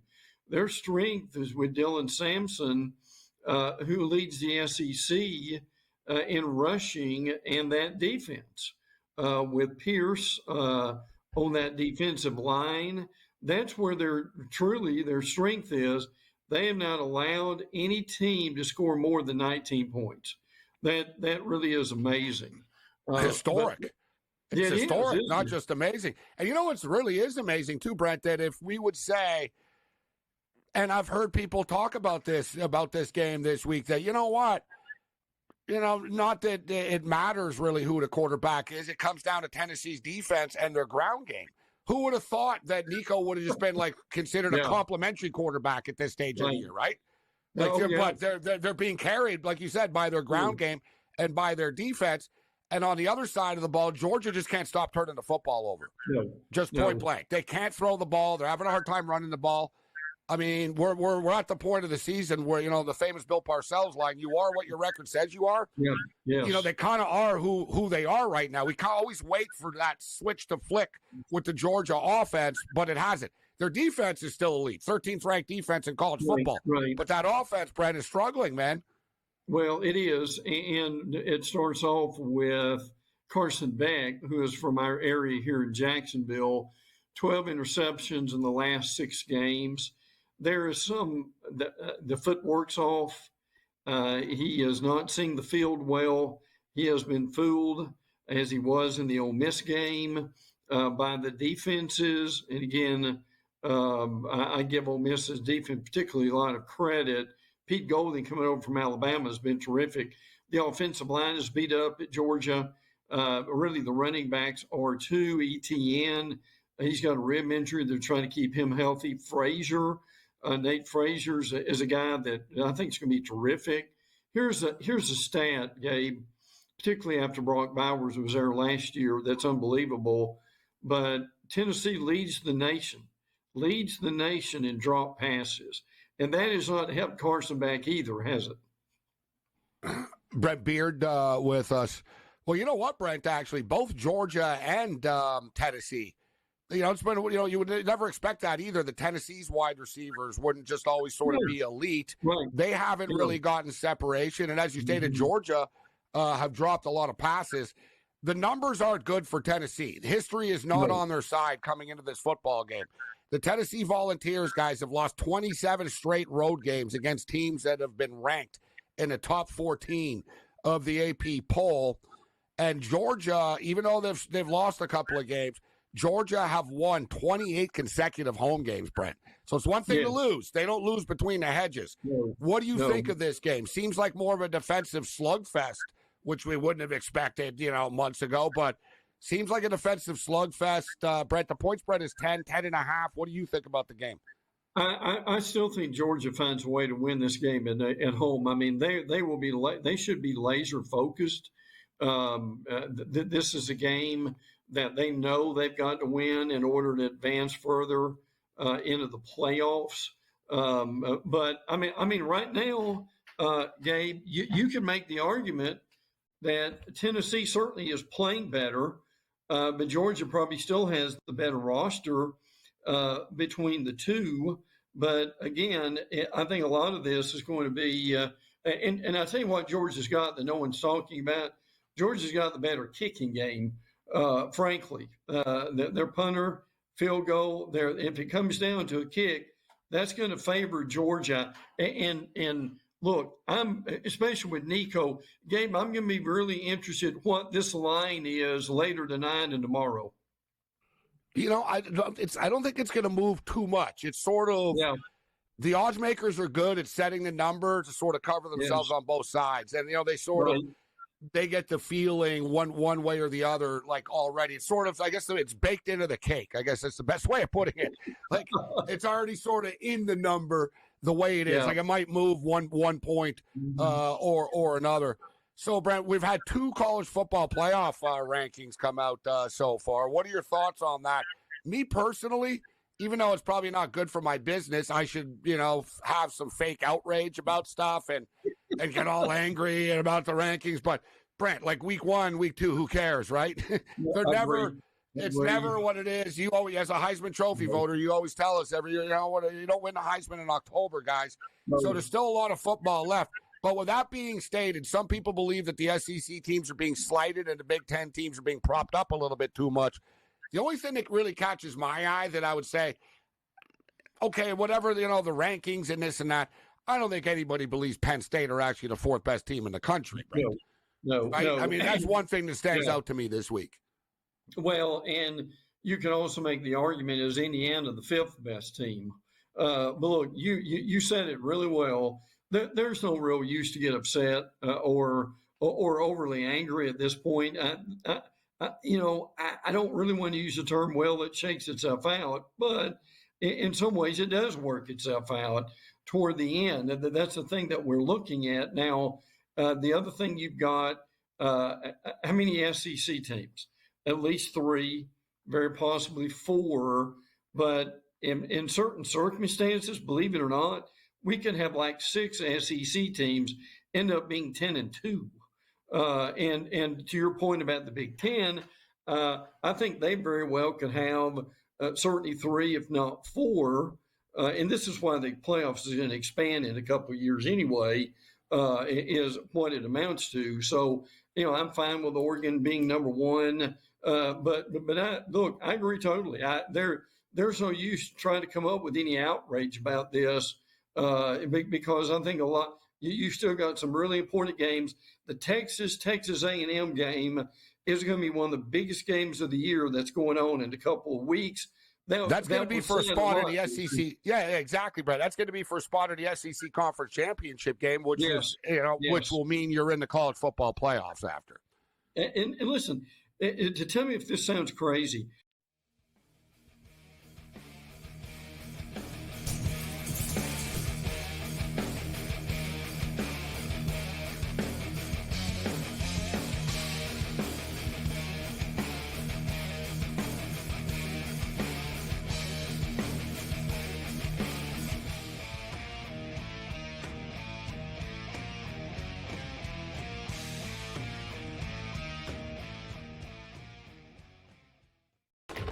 Enter into the magical world of McLuck.com, where even the smallest of spins can win real cash prizes. Adventure into over 1,000 of the best Vegas-style slot games. So what are you waiting for? Unlock your free welcome offer today. Join the fun where winners play and players win.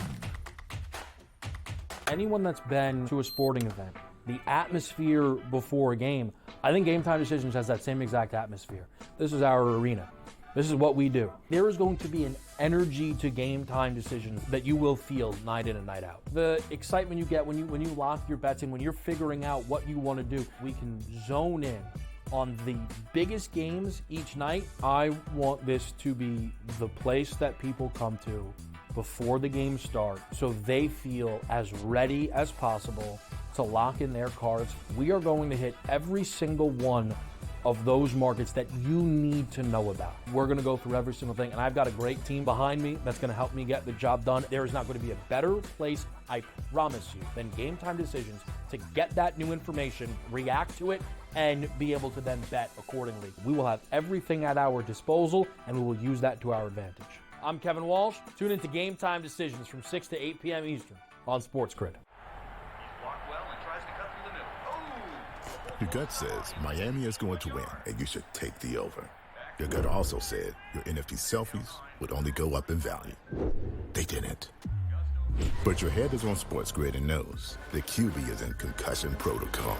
The backup has a 45 QBR against the zone coverage. The New York team has the most sacks in the league. So yeah, trust your head. It's smarter to be on SportsGrid.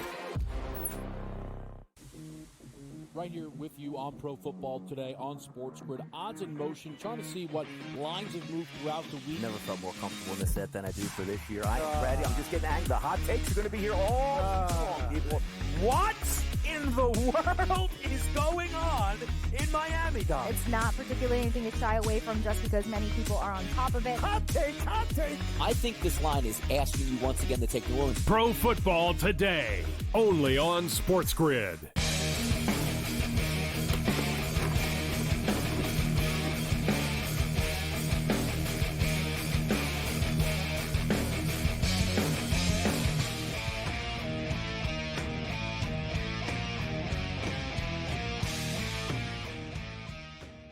Four, three. See, what a great weekend of football that we have across the board, man. We're talking SEC football right now with our good friend Brent Beard, First Coast News college football analyst out of Jacksonville, Florida. So, Brent, you're in Jacksonville. Obviously you're in the heart of Gatorland, but there's also a lot of FSU talk where you are as well. Obviously, this year has been a disaster, one of the worst, ever. Type of seasons. They fired all the coaches except for Norvell.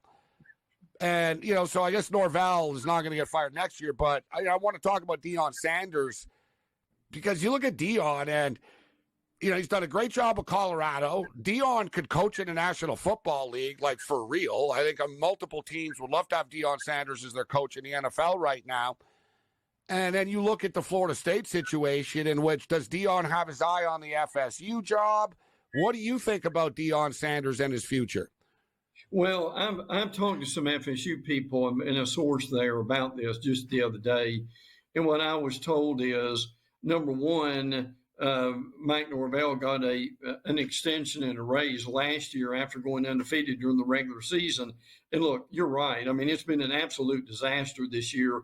They had to get rid of a lot of these offensive coaches primarily because they are averaging, Gabe, 13 points a game. That's 134 in the nation, which is just awful. But I'm a Michigan fan, Brent. Look at our numbers, so I feel their pain. So I feel their pain. But go on. I get it. I really do. But here's what I was told: is that the administration, in other words, the people that make the decisions, like Norvell, and they want him to stay for now, which means for next year. Now, I asked the question, frankly, about Deion, and even though he made his reputation at Florida State, what I was told is because they want Norvell that they're not ready for Deion yet, if that even happens. But you're right, Gabe. Here's the reality for Deion. I mean, who knows how many jobs are going to be open, frankly, and he can almost have his pick of jobs. What about him? What about him to the Raiders? Like, that's Adam Schefter brought it up. I've been talking about it for a month or two about them being a package deal potentially at the right spot. Right. I'm just saying, if you're Deion Sanders, you're not going to be at Colorado forever. And I mean, to me, if I was Jerry Jones, I would hire him. Just point blank. Yeah. I would step into the future and hire Deion Sanders to be my new coach. And I think he would. I think he'd be a better NFL coach, and he's doing a great job in college. But I think he's even more suited for the NFL than even dealing with kids personally, Brent. Well, the thing he would do would be he would give some of these teams a spark. It's what it amounts to. Now, look, the Jacksonville Jaguars are obviously here where we live. And I'm not saying they're going to hire Deion, but here's my point. If they hire Deion, it would put them on the map. And suddenly you're selling tickets, right? Imagine you have, you have Trevor Lawrence. But I was going to say, imagine you're like Deion goes somewhere. Let's say Deion goes to Carolina with Shedeur Sanders. Suddenly they're on Monday Night Football. They're on TV all the time. You can sell jerseys. You're selling season tickets. You've got excitement around your team suddenly. You do. Look what he did for the University of Colorado. He's made them tens of millions of dollars. Yeah, he really did. And look, is Deion a real polished coach yet? You can make the argument that probably not. But your point, what he would bring otherwise to a college team or certainly a pro team and getting them some much needed attention. And look, who knows who might want to? I mean, Deion probably knows everybody, don't he, Gabe? I mean, who knows who might want to come play for him, for that matter. But that is certainly one to watch. Absolutely. Brett Beard with us for a couple more moments. So we were talking about Texas A&M and the Texas game to end the season. It really just could be an all-time epic. Like the stakes are going to be so high. Yeah. We like this Arkansas team, Brett, earlier in the year, but they've clearly hit a wall. So what do you think about this? Are Texas going to go in there and just roll them tomorrow? I think Green, their quarterback, is going to be back. That's a big help. They're going to be healthy at running back, and they've got two really good ones. I think a lot of it depends on the Arkansas defense and how improved they're going to be. Now, you know good and well, Gabe, Bobby Petrino, the offensive coordinator, is going to have something special for Texas. Listen, you understand this, and I know some of our listeners, viewers do too. Arkansas despises Texas. This is a bigger rivalry for Arkansas, according to their beat writers right now, frankly, than anybody in the SEC. So There's no doubt that Arkansas won't be up for the game. Could Texas be down for the game a little bit? I doubt it.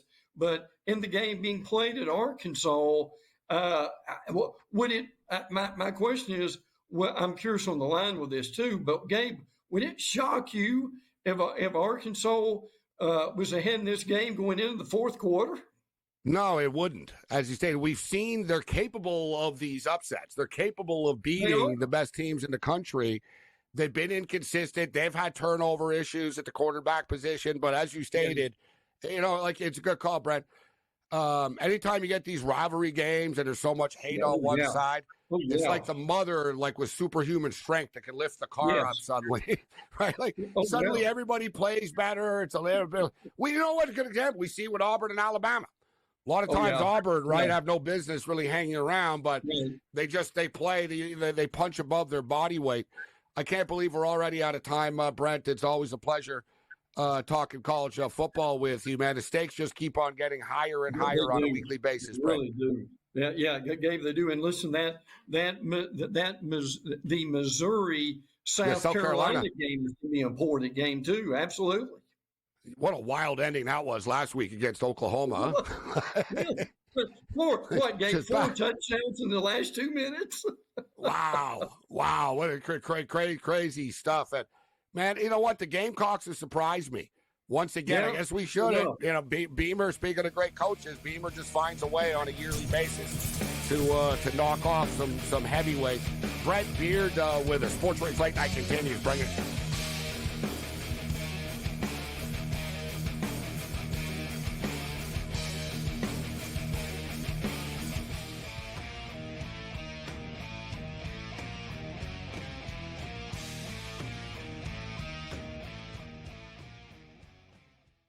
The sharpest football contest show in the land, the Las Vegas Football Contest Show, focuses on Circus Sports Million, Circus Survivor, and the Westgate Super Contest, handicapping the games and releasing our contest picks every week of the season. With 2 former Super Contest winners, Brady Cannon and James Salinas, a former NFL player, Mike Pritchard, and over $1 million in contest prize money won combined, the Las Vegas Football Contest Show will have you prepared this season like none other. We live in a society right now where everybody's a snowflake, everybody's a cupcake, and everybody thinks that nothing is fair. Everything is like, it's not fair. We should have a better chance. We need more. You know what? I'm old enough to remember when you needed to have a perfect goddamn record to win a college football championship. That's the way it was. 11-1, too bad. SportsRage tonight, only on SportsGrid. Grandma Bear, who owns the football team, probably comes in, gives a little, oh, man, you're such a good little boy out there. Congratulations, the way you coach this football team. I'm never going to fire you. Totally, I missed you. You pinching your own cheek? As I was looking down and did not know we were getting... Oh, Donnie, you got such a good show there with that guy named Ben. Like, that's what your grandma would do to you when you go see her on Thanksgiving or Christmas, The Early Line, only on SportsGrid. Together, both Devontae Adams and Garrett Wilson had huge nights. Aaron Rodgers loves the 2 big targets, and he says if this is going to happen, going to be very tough on the defense to decide who they want to go after. Adams and this kid Wilson, I won't deny what they can do, but nobody else does jack. Pharrell Coast to Coast, only on SportsGrid.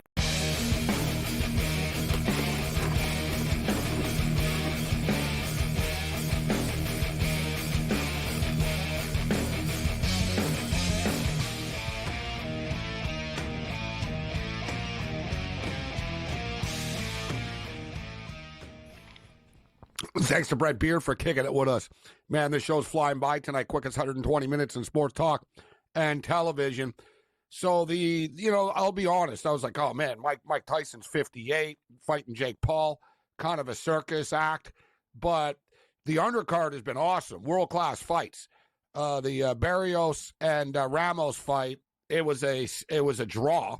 They literally beat the crap out of each other, and it was a draw. And nobody's really complaining about it. It was that close of a fight. And now Serrano, who, amongst the greatest woman fighters of all time, taking on Katie Taylor, also one of the legends of the game.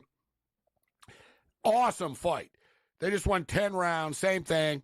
Bloodfest. They literally were standing in a phone booth just swinging punches back and forth at each other. Yet Serrano landed more shots, and Katie Taylor, she got deducted points for 2 headbutts. She headbutted her and cut Serrano's head open. Those dirty Irish fighters will get you. You got to watch out for the headbutts. The Irishman, the Irish woman, she's like bang, bang, she was getting punched, and she just said bang, it was blatant too. She got deducted for it. It's the wrong decision. I'm not alone. I just tweeted out. All I said is I thought Serrano won, and we got a lot of feedback already. We've had 31 responses in 3 minutes. People all agree. Serrano. Here's Deb in Vancouver. She said Serrano lands 100 more punches. Taylor loses a point and still wins. Awful decision. Kevin says next match should be on WWE Raw. Fixed. Love that. That's great. People are all like I said, people are all over this. People feel screwed. We just got screwed over. I just got screwed over. I would have won a plus 110 bet. I did win the decision bet, but whatever. Frustrating. All right, so we got Tyson and for the record, there's been a bunch of points, guys. There's been an explosion of points in the second half here of North Texas and San Antonio. I didn't give up on it, but I sort of did the old gamblers, let's look away for 20 minutes and look back in and see how it's going because it was getting frustrating. But it's 39-27 now. So just like that, we got up to 66 points. The total is, I got 72 here. So it's 39-27 right now for UTSA over North Texas with 9-10 left in the football game. So there's still time left here for more points. We really could potentially get the total home. 14-13 in Seattle right now. UCLA doing what they do. They hang around. 14-13. They're down by 1, getting 4.5. And Arizona, Houston, Cam, low scoring still. 7-0. Early touchdown for Arizona. Nothing has happened since. Although, I'll tell you what, Arizona have the ball on the Houston 11-yard line right now. Second down. Let's punch one in. I agree, Gabe. I actually think this game's going to go under because I think Arizona's going to do all the scoring and Houston's not going to score a lot. I know what the crazy thing is too. It's opposite world. What's the problem with Arizona? Defense. They still have very good players, a good quarterback. One of the best receivers is going to go high in the NFL draft. But I think it's just one of those nights. You talked about it. Wildcats do. Cougars, people are liking them a little too much. Good spot for Arizona tonight. Let's get it done. At some point, though, the in-game over could be worth a look. The Houston Cougars, it's bizarro world in college football right now. The Iowa Hawkeyes are 8-2 to the over on the season. The Houston Cougars are actually 8-1 to the under. The Cougars don't have a great offense. They play really good defense. It's kind of it's twisted. The old days, the run and shoot and Andre Ware and stuff, they used to hang literally 88, 90 points on teams. They tried to get to 100 once on somebody. And they paid the price for it years later. Every coach that was in that game, the Houston Cougars, what was the score of that game? On the top of my head, was it 101-7 or something? Houston runs up score on SMU. They were trying to get Andre Ware the Heisman, but they were jerks. The Houston Cougars used to just be people. It's funny nowadays, the modern millennial kid, everyone cries about everything. Oh, it's unfair. That's not good. You imagine in today's day and age if an NCAA team racked up a 95-21 score on somebody, deliberately. That's what they won. They racked up 1,021 yards. 95. They were trying to get to 100. 95-21 over SMU. And every coach that was on that SMU team has never forgotten that for the rest of their lives. If they're ever in a game with anybody involved, they're going to run the score up on you. It's good to know those things.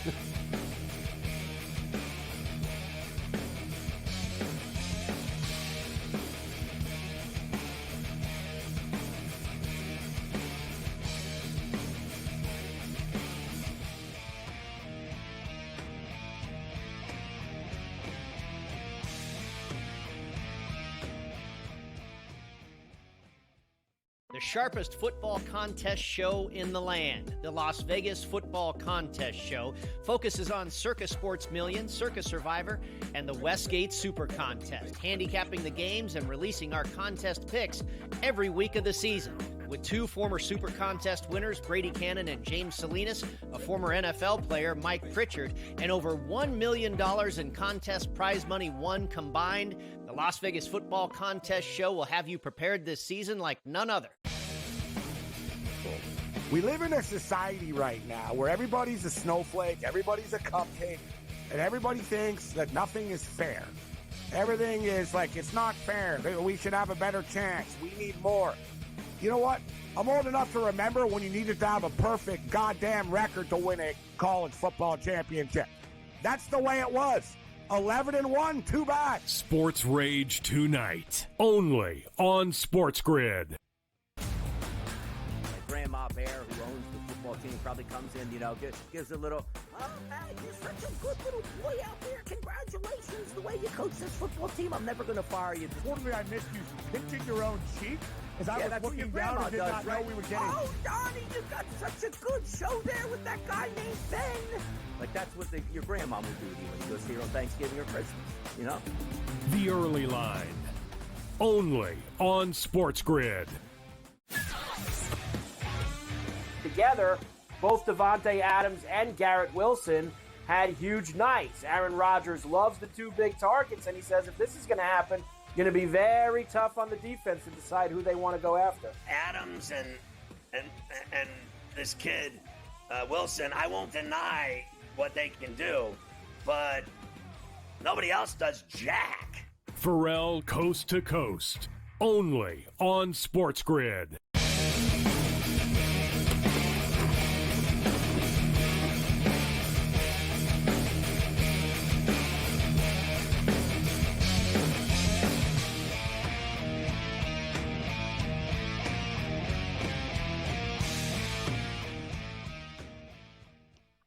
This is Sports Rage. I am Morency, the pitch, the players, the hustlers, the people that bust them, and everybody else in between. All the celebs are out tonight in Dallas right now. They're interviewing Shaquille O'Neal and Rob Gronkowski right now. That'd be quite the party. Gronk actually looks relatively sober. Shaq looks like he's had a few, but Gronk's on top of things right now. So, they're rolling it out. Like I said, they're gonna build this up, try to get more people to sign up for Netflix. And the undercard has been awesome. The undercard was worth it on its own. So now this is sort of the circus part of it. We had the real fighters. Now we got a 58-year-old Mike Tyson getting ready to enter the ring. Listen, Tyson fought Jones, about 2.5 years ago?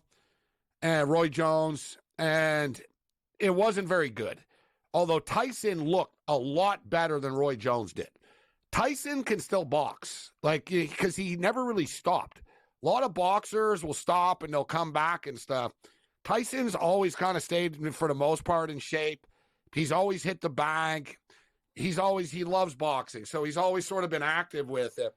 But the Roy Jones fight, it wasn't really a fight. Like they even told you going in, this is an exhibition, right? It's not a fight. They're friends. It's an exhibition. It was in Poland or something, wherever the hell it was, where they paid him to do it. So there was no bad blood. I do believe that Tyson doesn't like Paul. I do believe that Tyson would like to obviously win this fight. So I think you're going to get more from him than what we saw. He'll be in better shape. He didn't really train that hard for that Jones stuff. He's trained hard for this. Yet he's going to run out of gas. They're only 2-minute rounds as opposed to 3-minute rounds. I'll give him 2 rounds. Really a round and a half, Cam. It sounds easy, 2.5, 3 minutes, but he's 58. He's going to hit a real wall. And anyone, if you saw Tyson, and I tweeted about this the other day, is that he's pretty ripped on top and stuff. He's still big. You could tell he hit the weight room. He's going to pack a punch. He's going to have power.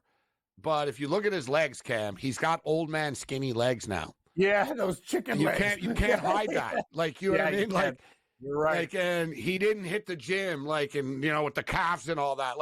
He's got stick legs, actually, kind of. He's got sort of old man legs. So he's kind of buffed up on top, but then it goes into stick man, like at the bottom. Jake Paul's going to lean on him and stuff, Cam. Like those knees are going to start. And Joe, listen, you know Joey Odessa. Joey knows the fight game as well as anybody. And Joey tweeted out earlier, he goes, man, by round 3, Tyson's knees, legs are going to be noodles. They're going to be wobbling. You know what I'm saying? And those shots from Paul, like his knees could buckle, like, you know, something bad could happen along the way here to Tyson. So I don't think. And one of the reasons, funny, they asked Tyson why he took the fight. And he goes, number one, I'm making $20 million. Exactly. The answer is straight cash. Yeah, he was like, yeah, he said, well, because I need the money and I'm making $20 million, essentially, like he said it. And it was almost a slap in the face to Paul, in which he said, and I know that I won't get hurt. So, like, Tyson doesn't think that Paul can hurt him. And like you said, they got the bigger gloves. So Tyson's going to think, you know what? I'm going to take my chances here and just try to kill this kid because I don't think he can hurt me, which I don't really think is true, Cam. I wouldn't be surprised. Like, and another thing is, too, I like under 5.5, but you can go under 5.5 is plus 110, guys. I don't know. You might as well just do under 6.5 and minus 125. I wouldn't be surprised if the refs stop it either. Like, you know what I mean? Like, if Paul starts beating on him and stuff, I don't think they're just going to let him beat up Tyson for, like, 6 rounds, bro. I think they'll call the fight. He's 58 years old. Like, I think they'll call it. You understand what I did, though, right? It's kind of like what we do for safety when you did those. And my favorite thing is your plus 2.5 or 3.5 goals in hockey, those parlays that you built. I know Tyson's not going to go that deep, but the number was still so good at 4.5 and 5.5, but you should have seen the number at like 2.5. I don't know, maybe miraculously he can hang in there, but Gabe, I'm telling you, if you just bet him on the regular line, he was plus 160. But everything that we've talked about is double or more than the price. So if that's the way to attack the fight, if you like Tyson, because you got to think, how's he going to win this fight, Gabe? TKO, and it's got to be pretty early. That's the bottom line. He's got to knock him out. There's no way in hell Tyson's winning a decision. That'll be the shock decision of the world. 9-1. The books don't want Tyson to win. They don't want Tyson to win. They, like I said earlier, they've taken a couple of big bets. Somebody bet $1 million earlier at Caesars today in Michigan on Jake Paul. There was another, there's been multiple sizable. I've only heard about the $1 million one, but I've seen there's been multiple $500,000 bets and stuff like that on Paul. So the high rollers are betting on Paul. The people with money think it's a free gift, right? A 30-year younger man, and they're getting down to minus 210 right now, so they think it's a gift. Johnny come public and all the old dudes and all the sentimental people like us were like, well, we'll hope for the best and take Mike Tyson. Exactly. Except all those bets have added up, man. Right? They've added up, and the books are scared. I've seen various odd makers in the last couple hours say Jake Paul better win, otherwise we're getting killed here tonight. Because everybody's because everyone hates Paul, so it's one of those. All the $20 bets can't just add up. You know what? I'll put 25 on Mike. I'll put 50 on Mike. I'll put 100 on Mike. You know, recreational players that don't care if they lose it. Richer people, whatever. I don't care. I'm betting on Tyson for the fun of it. You know, I'm putting 500 on Tyson, right? And it adds up, bro. Ding, ding, ding, ding, ding. Next thing you know, they're like, damn. And also, like I said, they said this is one of the biggest boxing bet fights ever, which I don't think it's due to the excitement of it, so to speak, but the fact that sports betting is legal now in pretty much 40 states or whatever. So there's going to be volume across the board everywhere that's just going to add up. Jake Paul's a popular YouTuber, and Tyson's a big legend, so the combination worked. I mean, you're going to see Netflix will be very happy with the results. It's doing better than I thought it was going to do, too, I'll admit. Great call by you. I got a call today from the guy I get discount meats from restaurants at the keg and stuff like that when they're miscut. He goes, how's Morency doing? He used to watch us on The Score. He calls me up literally before our show. He goes, can I get 200 on Tyson? I go, yeah, I'll put it on my account for you. And he's wanted to do all that stuff. And this guy is just he's a guy, he just smokes a little bit of weed, sells some steaks and whatever. But he is all he's telling me, he's I hate Jake Paul. I want to bet on Tyson. Think about exactly to your point, how many people do that. So those bets, yeah, good call by you. They add up. Who's betting Paul other than guys that don't really care. You know what I mean? They're thinking just money, money, money. But if you're a sentimental sports fan or an old school boxing fan, you want Tyson to knock this kid out. Yeah, you know what, though? The smart bet is Paul. Like, I understand why people are putting, like, the pro bettors are doing it. Only because it's such the age advantage.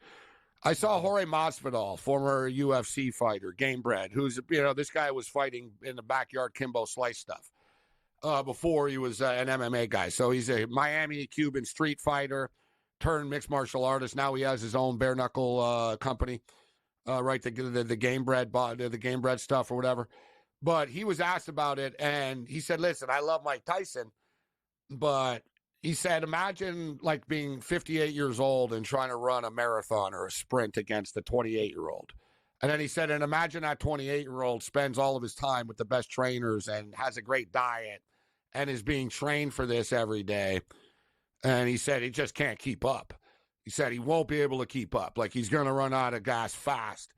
So, like I said, the dream scenario is, and man, it really would shock the world. Like if Tyson wins this fight, the story that it would be amazing. Like, it really would be. Like, he's got nothing to lose. If he loses, like, whatever, dude, he's 58. What, do you think he was going to win? But if he somehow wins, like, Mike Tyson's back somehow after all these years, and it's ironic because Mike Tyson, I saw the fight live. I wasn't there in person, but Mike Tyson is part of one of the biggest upsets in boxing history when he lost the 42-1 favorite to Buster Douglas.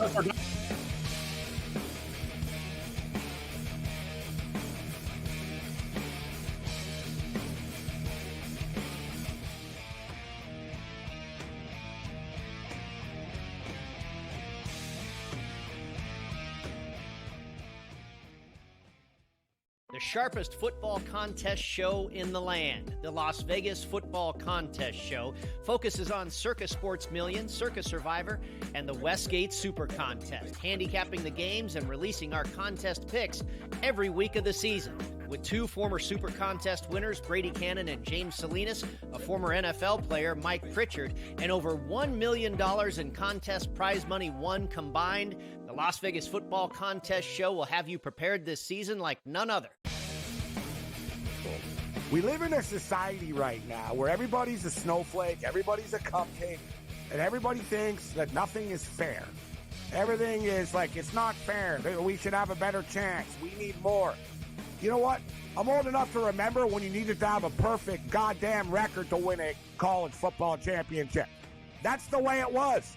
11-1, too bad. Sports Rage tonight, only on SportsGrid. Grandma Bear, who owns the football team, probably comes in, gives a little, "Oh, man, you're such a good little boy out there. Congratulations, the way you coach this football team. I'm never going to fire you." Totally, I missed you pinching your own cheek as I was that's what looking your down grandma and did does, not right? know we were getting. "Oh, Donnie, you got such a good show there with that guy named Ben." Like, that's what your grandma would do to you when you go see her on Thanksgiving or Christmas, The Early Line, only on SportsGrid. Together, both Devontae Adams and Garrett Wilson had huge nights. Aaron Rodgers loves the two big targets, and he says if this is going to happen, going to be very tough on the defense to decide who they want to go after. Adams and this kid Wilson, I won't deny what they can do, but nobody else does jack. Pharrell Coast to Coast, only on SportsGrid.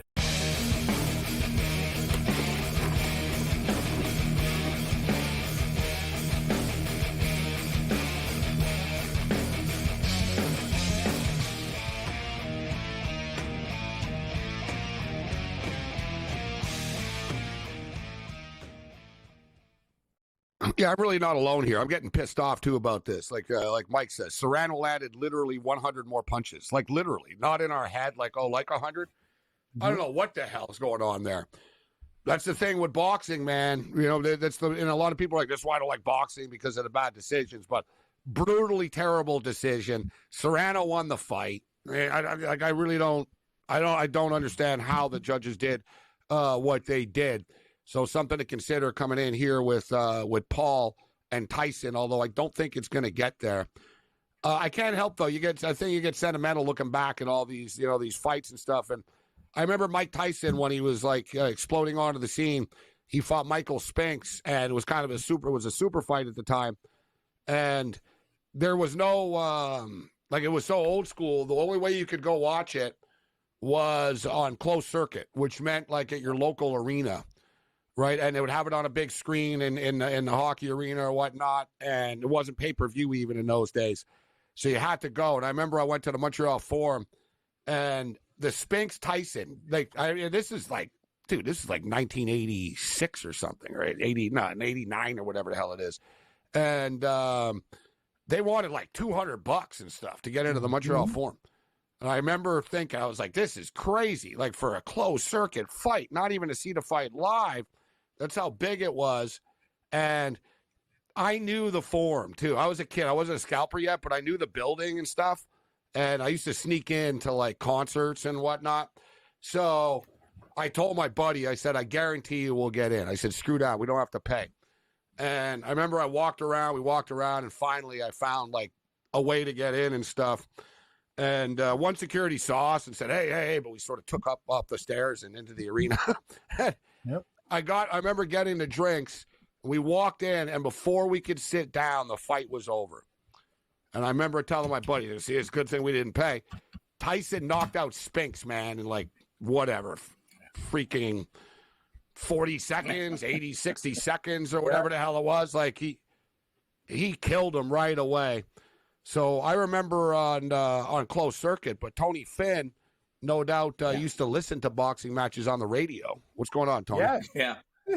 Love radio boxing. My black and white TV with the channel locks, because all the kids have been fighting over to turn the channel, the 3 channels we had. Yeah, absolutely.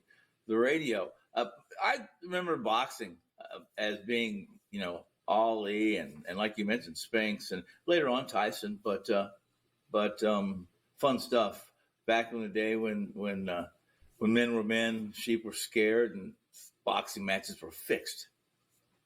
They still are, Tony. Don't worry. Nothing's changed. Exactly. They're still fixed. Yeah, nothing's changed. Well, is tonight's going to be choreographed too? I mean, does everyone agree it's going to be somehow choreographed? It's already started. No. With the way in. No, not in the sense that I don't think the judges will come into play here, Tony, in this fight. Right? Jake Paul's going to either get, Paul either gets knocked out miraculously. Tyson has a miracle knockout in him. Or, like I said, or he'll get dominated. It'll get stopped, or he'll get knocked out, or whatever. But it won't be a controversial decision. I'm going to predict in this one. The last fight though was just terrible. Amanda Serrano just got screwed over hard. But nevertheless, all right. Yeah, we're not trying to squeeze you, Tony, but we were jam packed. I had a guest from yesterday that I had to squeeze in tonight with Brett Beard. So let me blast through my best bets, and we'll get Tony's best bets. Tony's been at some great college football picks over the last couple of weeks, but I'm going to start off here. I'll just blast through them. Give me the Colorado Buffaloes, minus the 11 points against Utah tomorrow. This is a noon Eastern game, so it's an early start in Boulder, Colorado, but I think Utah are done. They lost they're already beat up, bro. They're out of players, they're out of quarterbacks, they're out of everything. They just lost a heartbreaker to their bitter rival BYU Cougars last week in the Holy War. Now they got to go to take on a red-hot Buffalo team that aren't taking the pedal off the metal. Look for the Buffaloes. I don't often lay 11 points, but look for the Buffaloes to roll Utah tomorrow. Give me Arkansas, plus 12, live dogs against Texas. Pittsburgh always give Clemson problems. Give me Pittsburgh, plus 11.5. Texas, Arkansas, over 57. Nebraska, USC, over 50.5. Rutgers plus 5. Rutgers plus 5 at Minnesota. I think they can hang in this game. And if they lose, they'll lose by 3 or something. The Oregon Ducks are going to murder the Wisconsin Badgers. Lay to 13.5. Oregon, Wisconsin, over 51.5. Give me the Tennessee Volunteers plus 9.5 points against Georgia. I think it's going to be a slugfest, 24-21 style football game. Give me Tennessee plus the points. And I don't know. I seem to be in the minority here, and all the so-called sharps, and even Terry Bowden was with us earlier, and he likes Kansas to beat BYU, but I'm taking BYU on the money line in this game. My NFL plays this week, and this is pretty much what I'm playing in the contests. Although, actually, I'm tweaking a few things. But I like the Pittsburgh Steelers +3.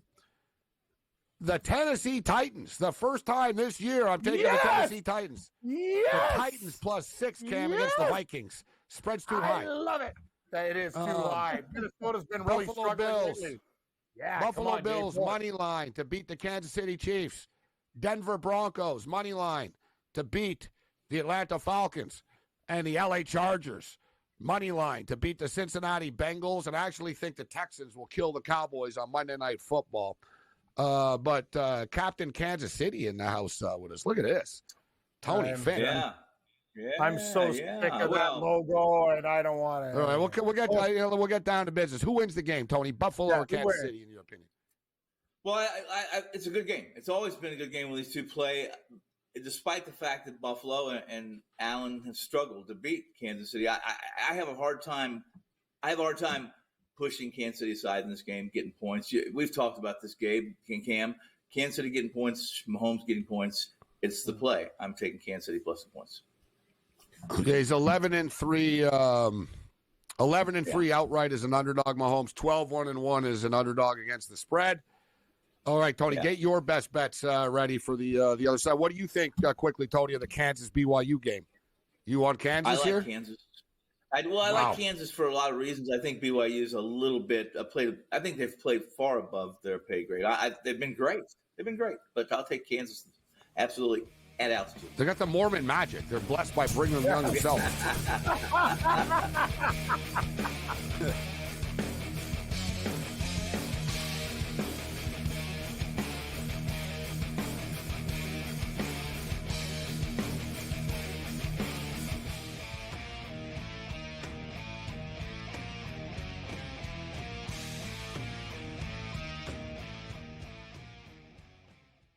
The sharpest football contest show in the land, the Las Vegas Football Contest Show, focuses on Circa Sports Million, Circa Survivor, and the Westgate Super Contest, handicapping the games and releasing our contest picks every week of the season. With two former Super Contest winners, Brady Cannon and James Salinas, a former NFL player, Mike Pritchard, and over $1 million in contest prize money won combined, the Las Vegas Football Contest Show will have you prepared this season like none other. We live in a society right now where everybody's a snowflake, everybody's a cupcake, and everybody thinks that nothing is fair. Everything is like, it's not fair. We should have a better chance. We need more.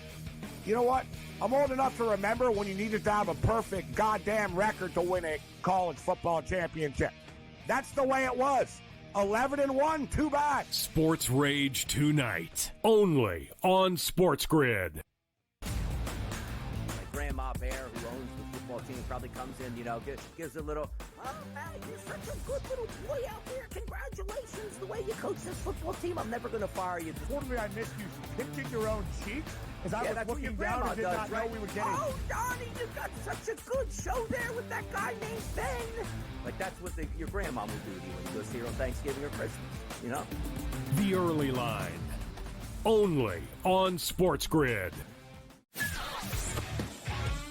Together, both Davante Adams and Garrett Wilson had huge nights. Aaron Rodgers loves the two big targets, and he says if this is going to happen, going to be very tough on the defense to decide who they want to go after. Adams and this kid Wilson, I won't deny what they can do, but nobody else does jack. Pharrell Coast to Coast, only on SportsGrid.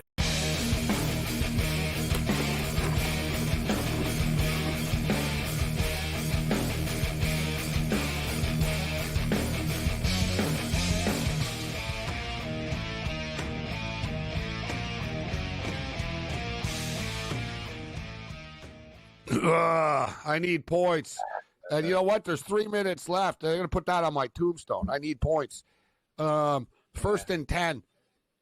Texas, San Antonio. There's 3 minutes left, but they're on their own 18-yard line right now, and we're at 68. The total 72. We need another touchdown. We're so close yet so far.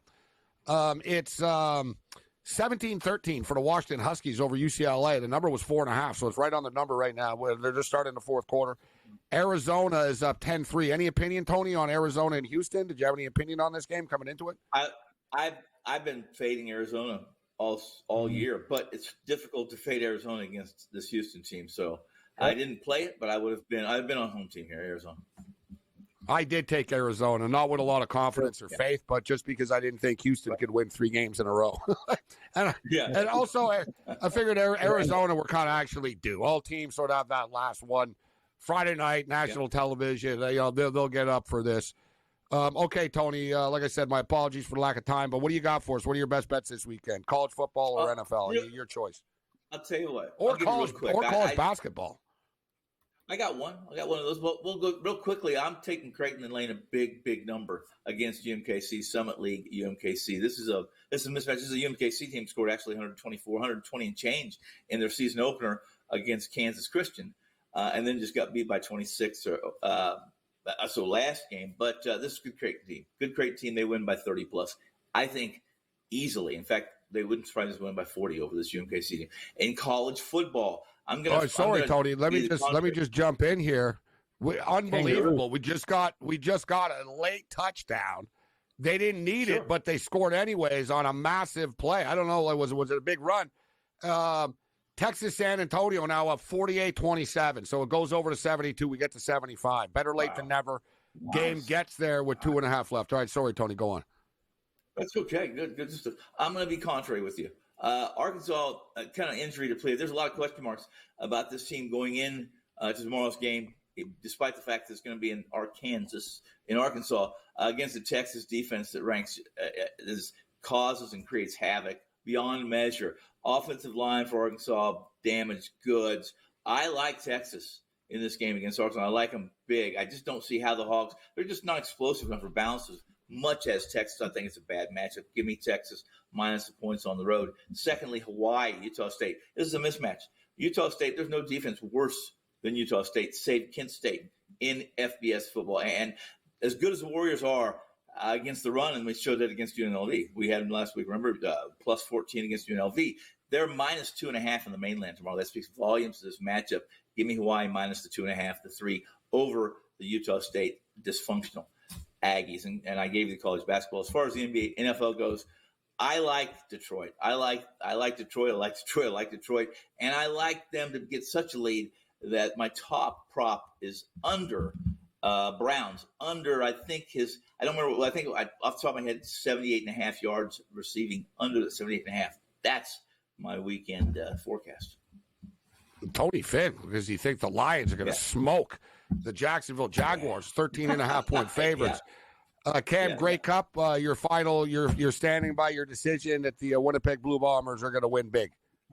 I respect a lot of people that are betting on the Argos, but I'm on my own island right here. I just think too many possessions, too many points. Winnipeg's DBs are too damn good. Arbuckle's due for a pick 6. I think the Argos linger, but I think the Winnipeg Blue Bombers get it done in the end, Gabe. I think they win this game. As I told you, the spread's 9.5, between 10 and 16 points. Give me the Winnipeg Blue Bombers, the best fans in the business. They could hold their booze. Yeah, should be. Speaking of which, the Grey Cup Festival is going on tonight. It's really unique. It's always good to CFL. They're doing a great job in Vancouver. I'm missing out. But each team has their own pavilion or part of the party type thing at the convention center. And the BC Lions tonight, they had a wrestling match. They have a bunch of wrestlers in a wrestling ring. It's a bunch of drunk CFL fans drinking beer, Cam, at the convention center watching wrestling. That's awesome. Yeah, it's all Twitter's blowing up. People are like, the BC Lions pavilion is wild. They have live wrestling. Like, they're slamming people and stuff. CFL's like, so cool. Yeah, they do. The CFL will do that. Yeah, Exactly. The Calgary Stampeders have a free pancake breakfast in the morning. You get drunk. They give you free pancakes, big party. They got like the horses there that they run and all that. I think I'm going to the game on Sunday, but I think I'll go down tomorrow to the festival and just sort of check it out. For sure. My pick is I think Winnipeg will win the Grey Cup, but I don't think they're going to cover. My score as is right now, 31-27 for the Winnipeg Blue Bombers. Bombers win by 4 or 5 type thing. I'll post a million videos over the weekend. We'll have more time for Tony Finn and Cam and everybody next week. Other than that, you're on your own. Later.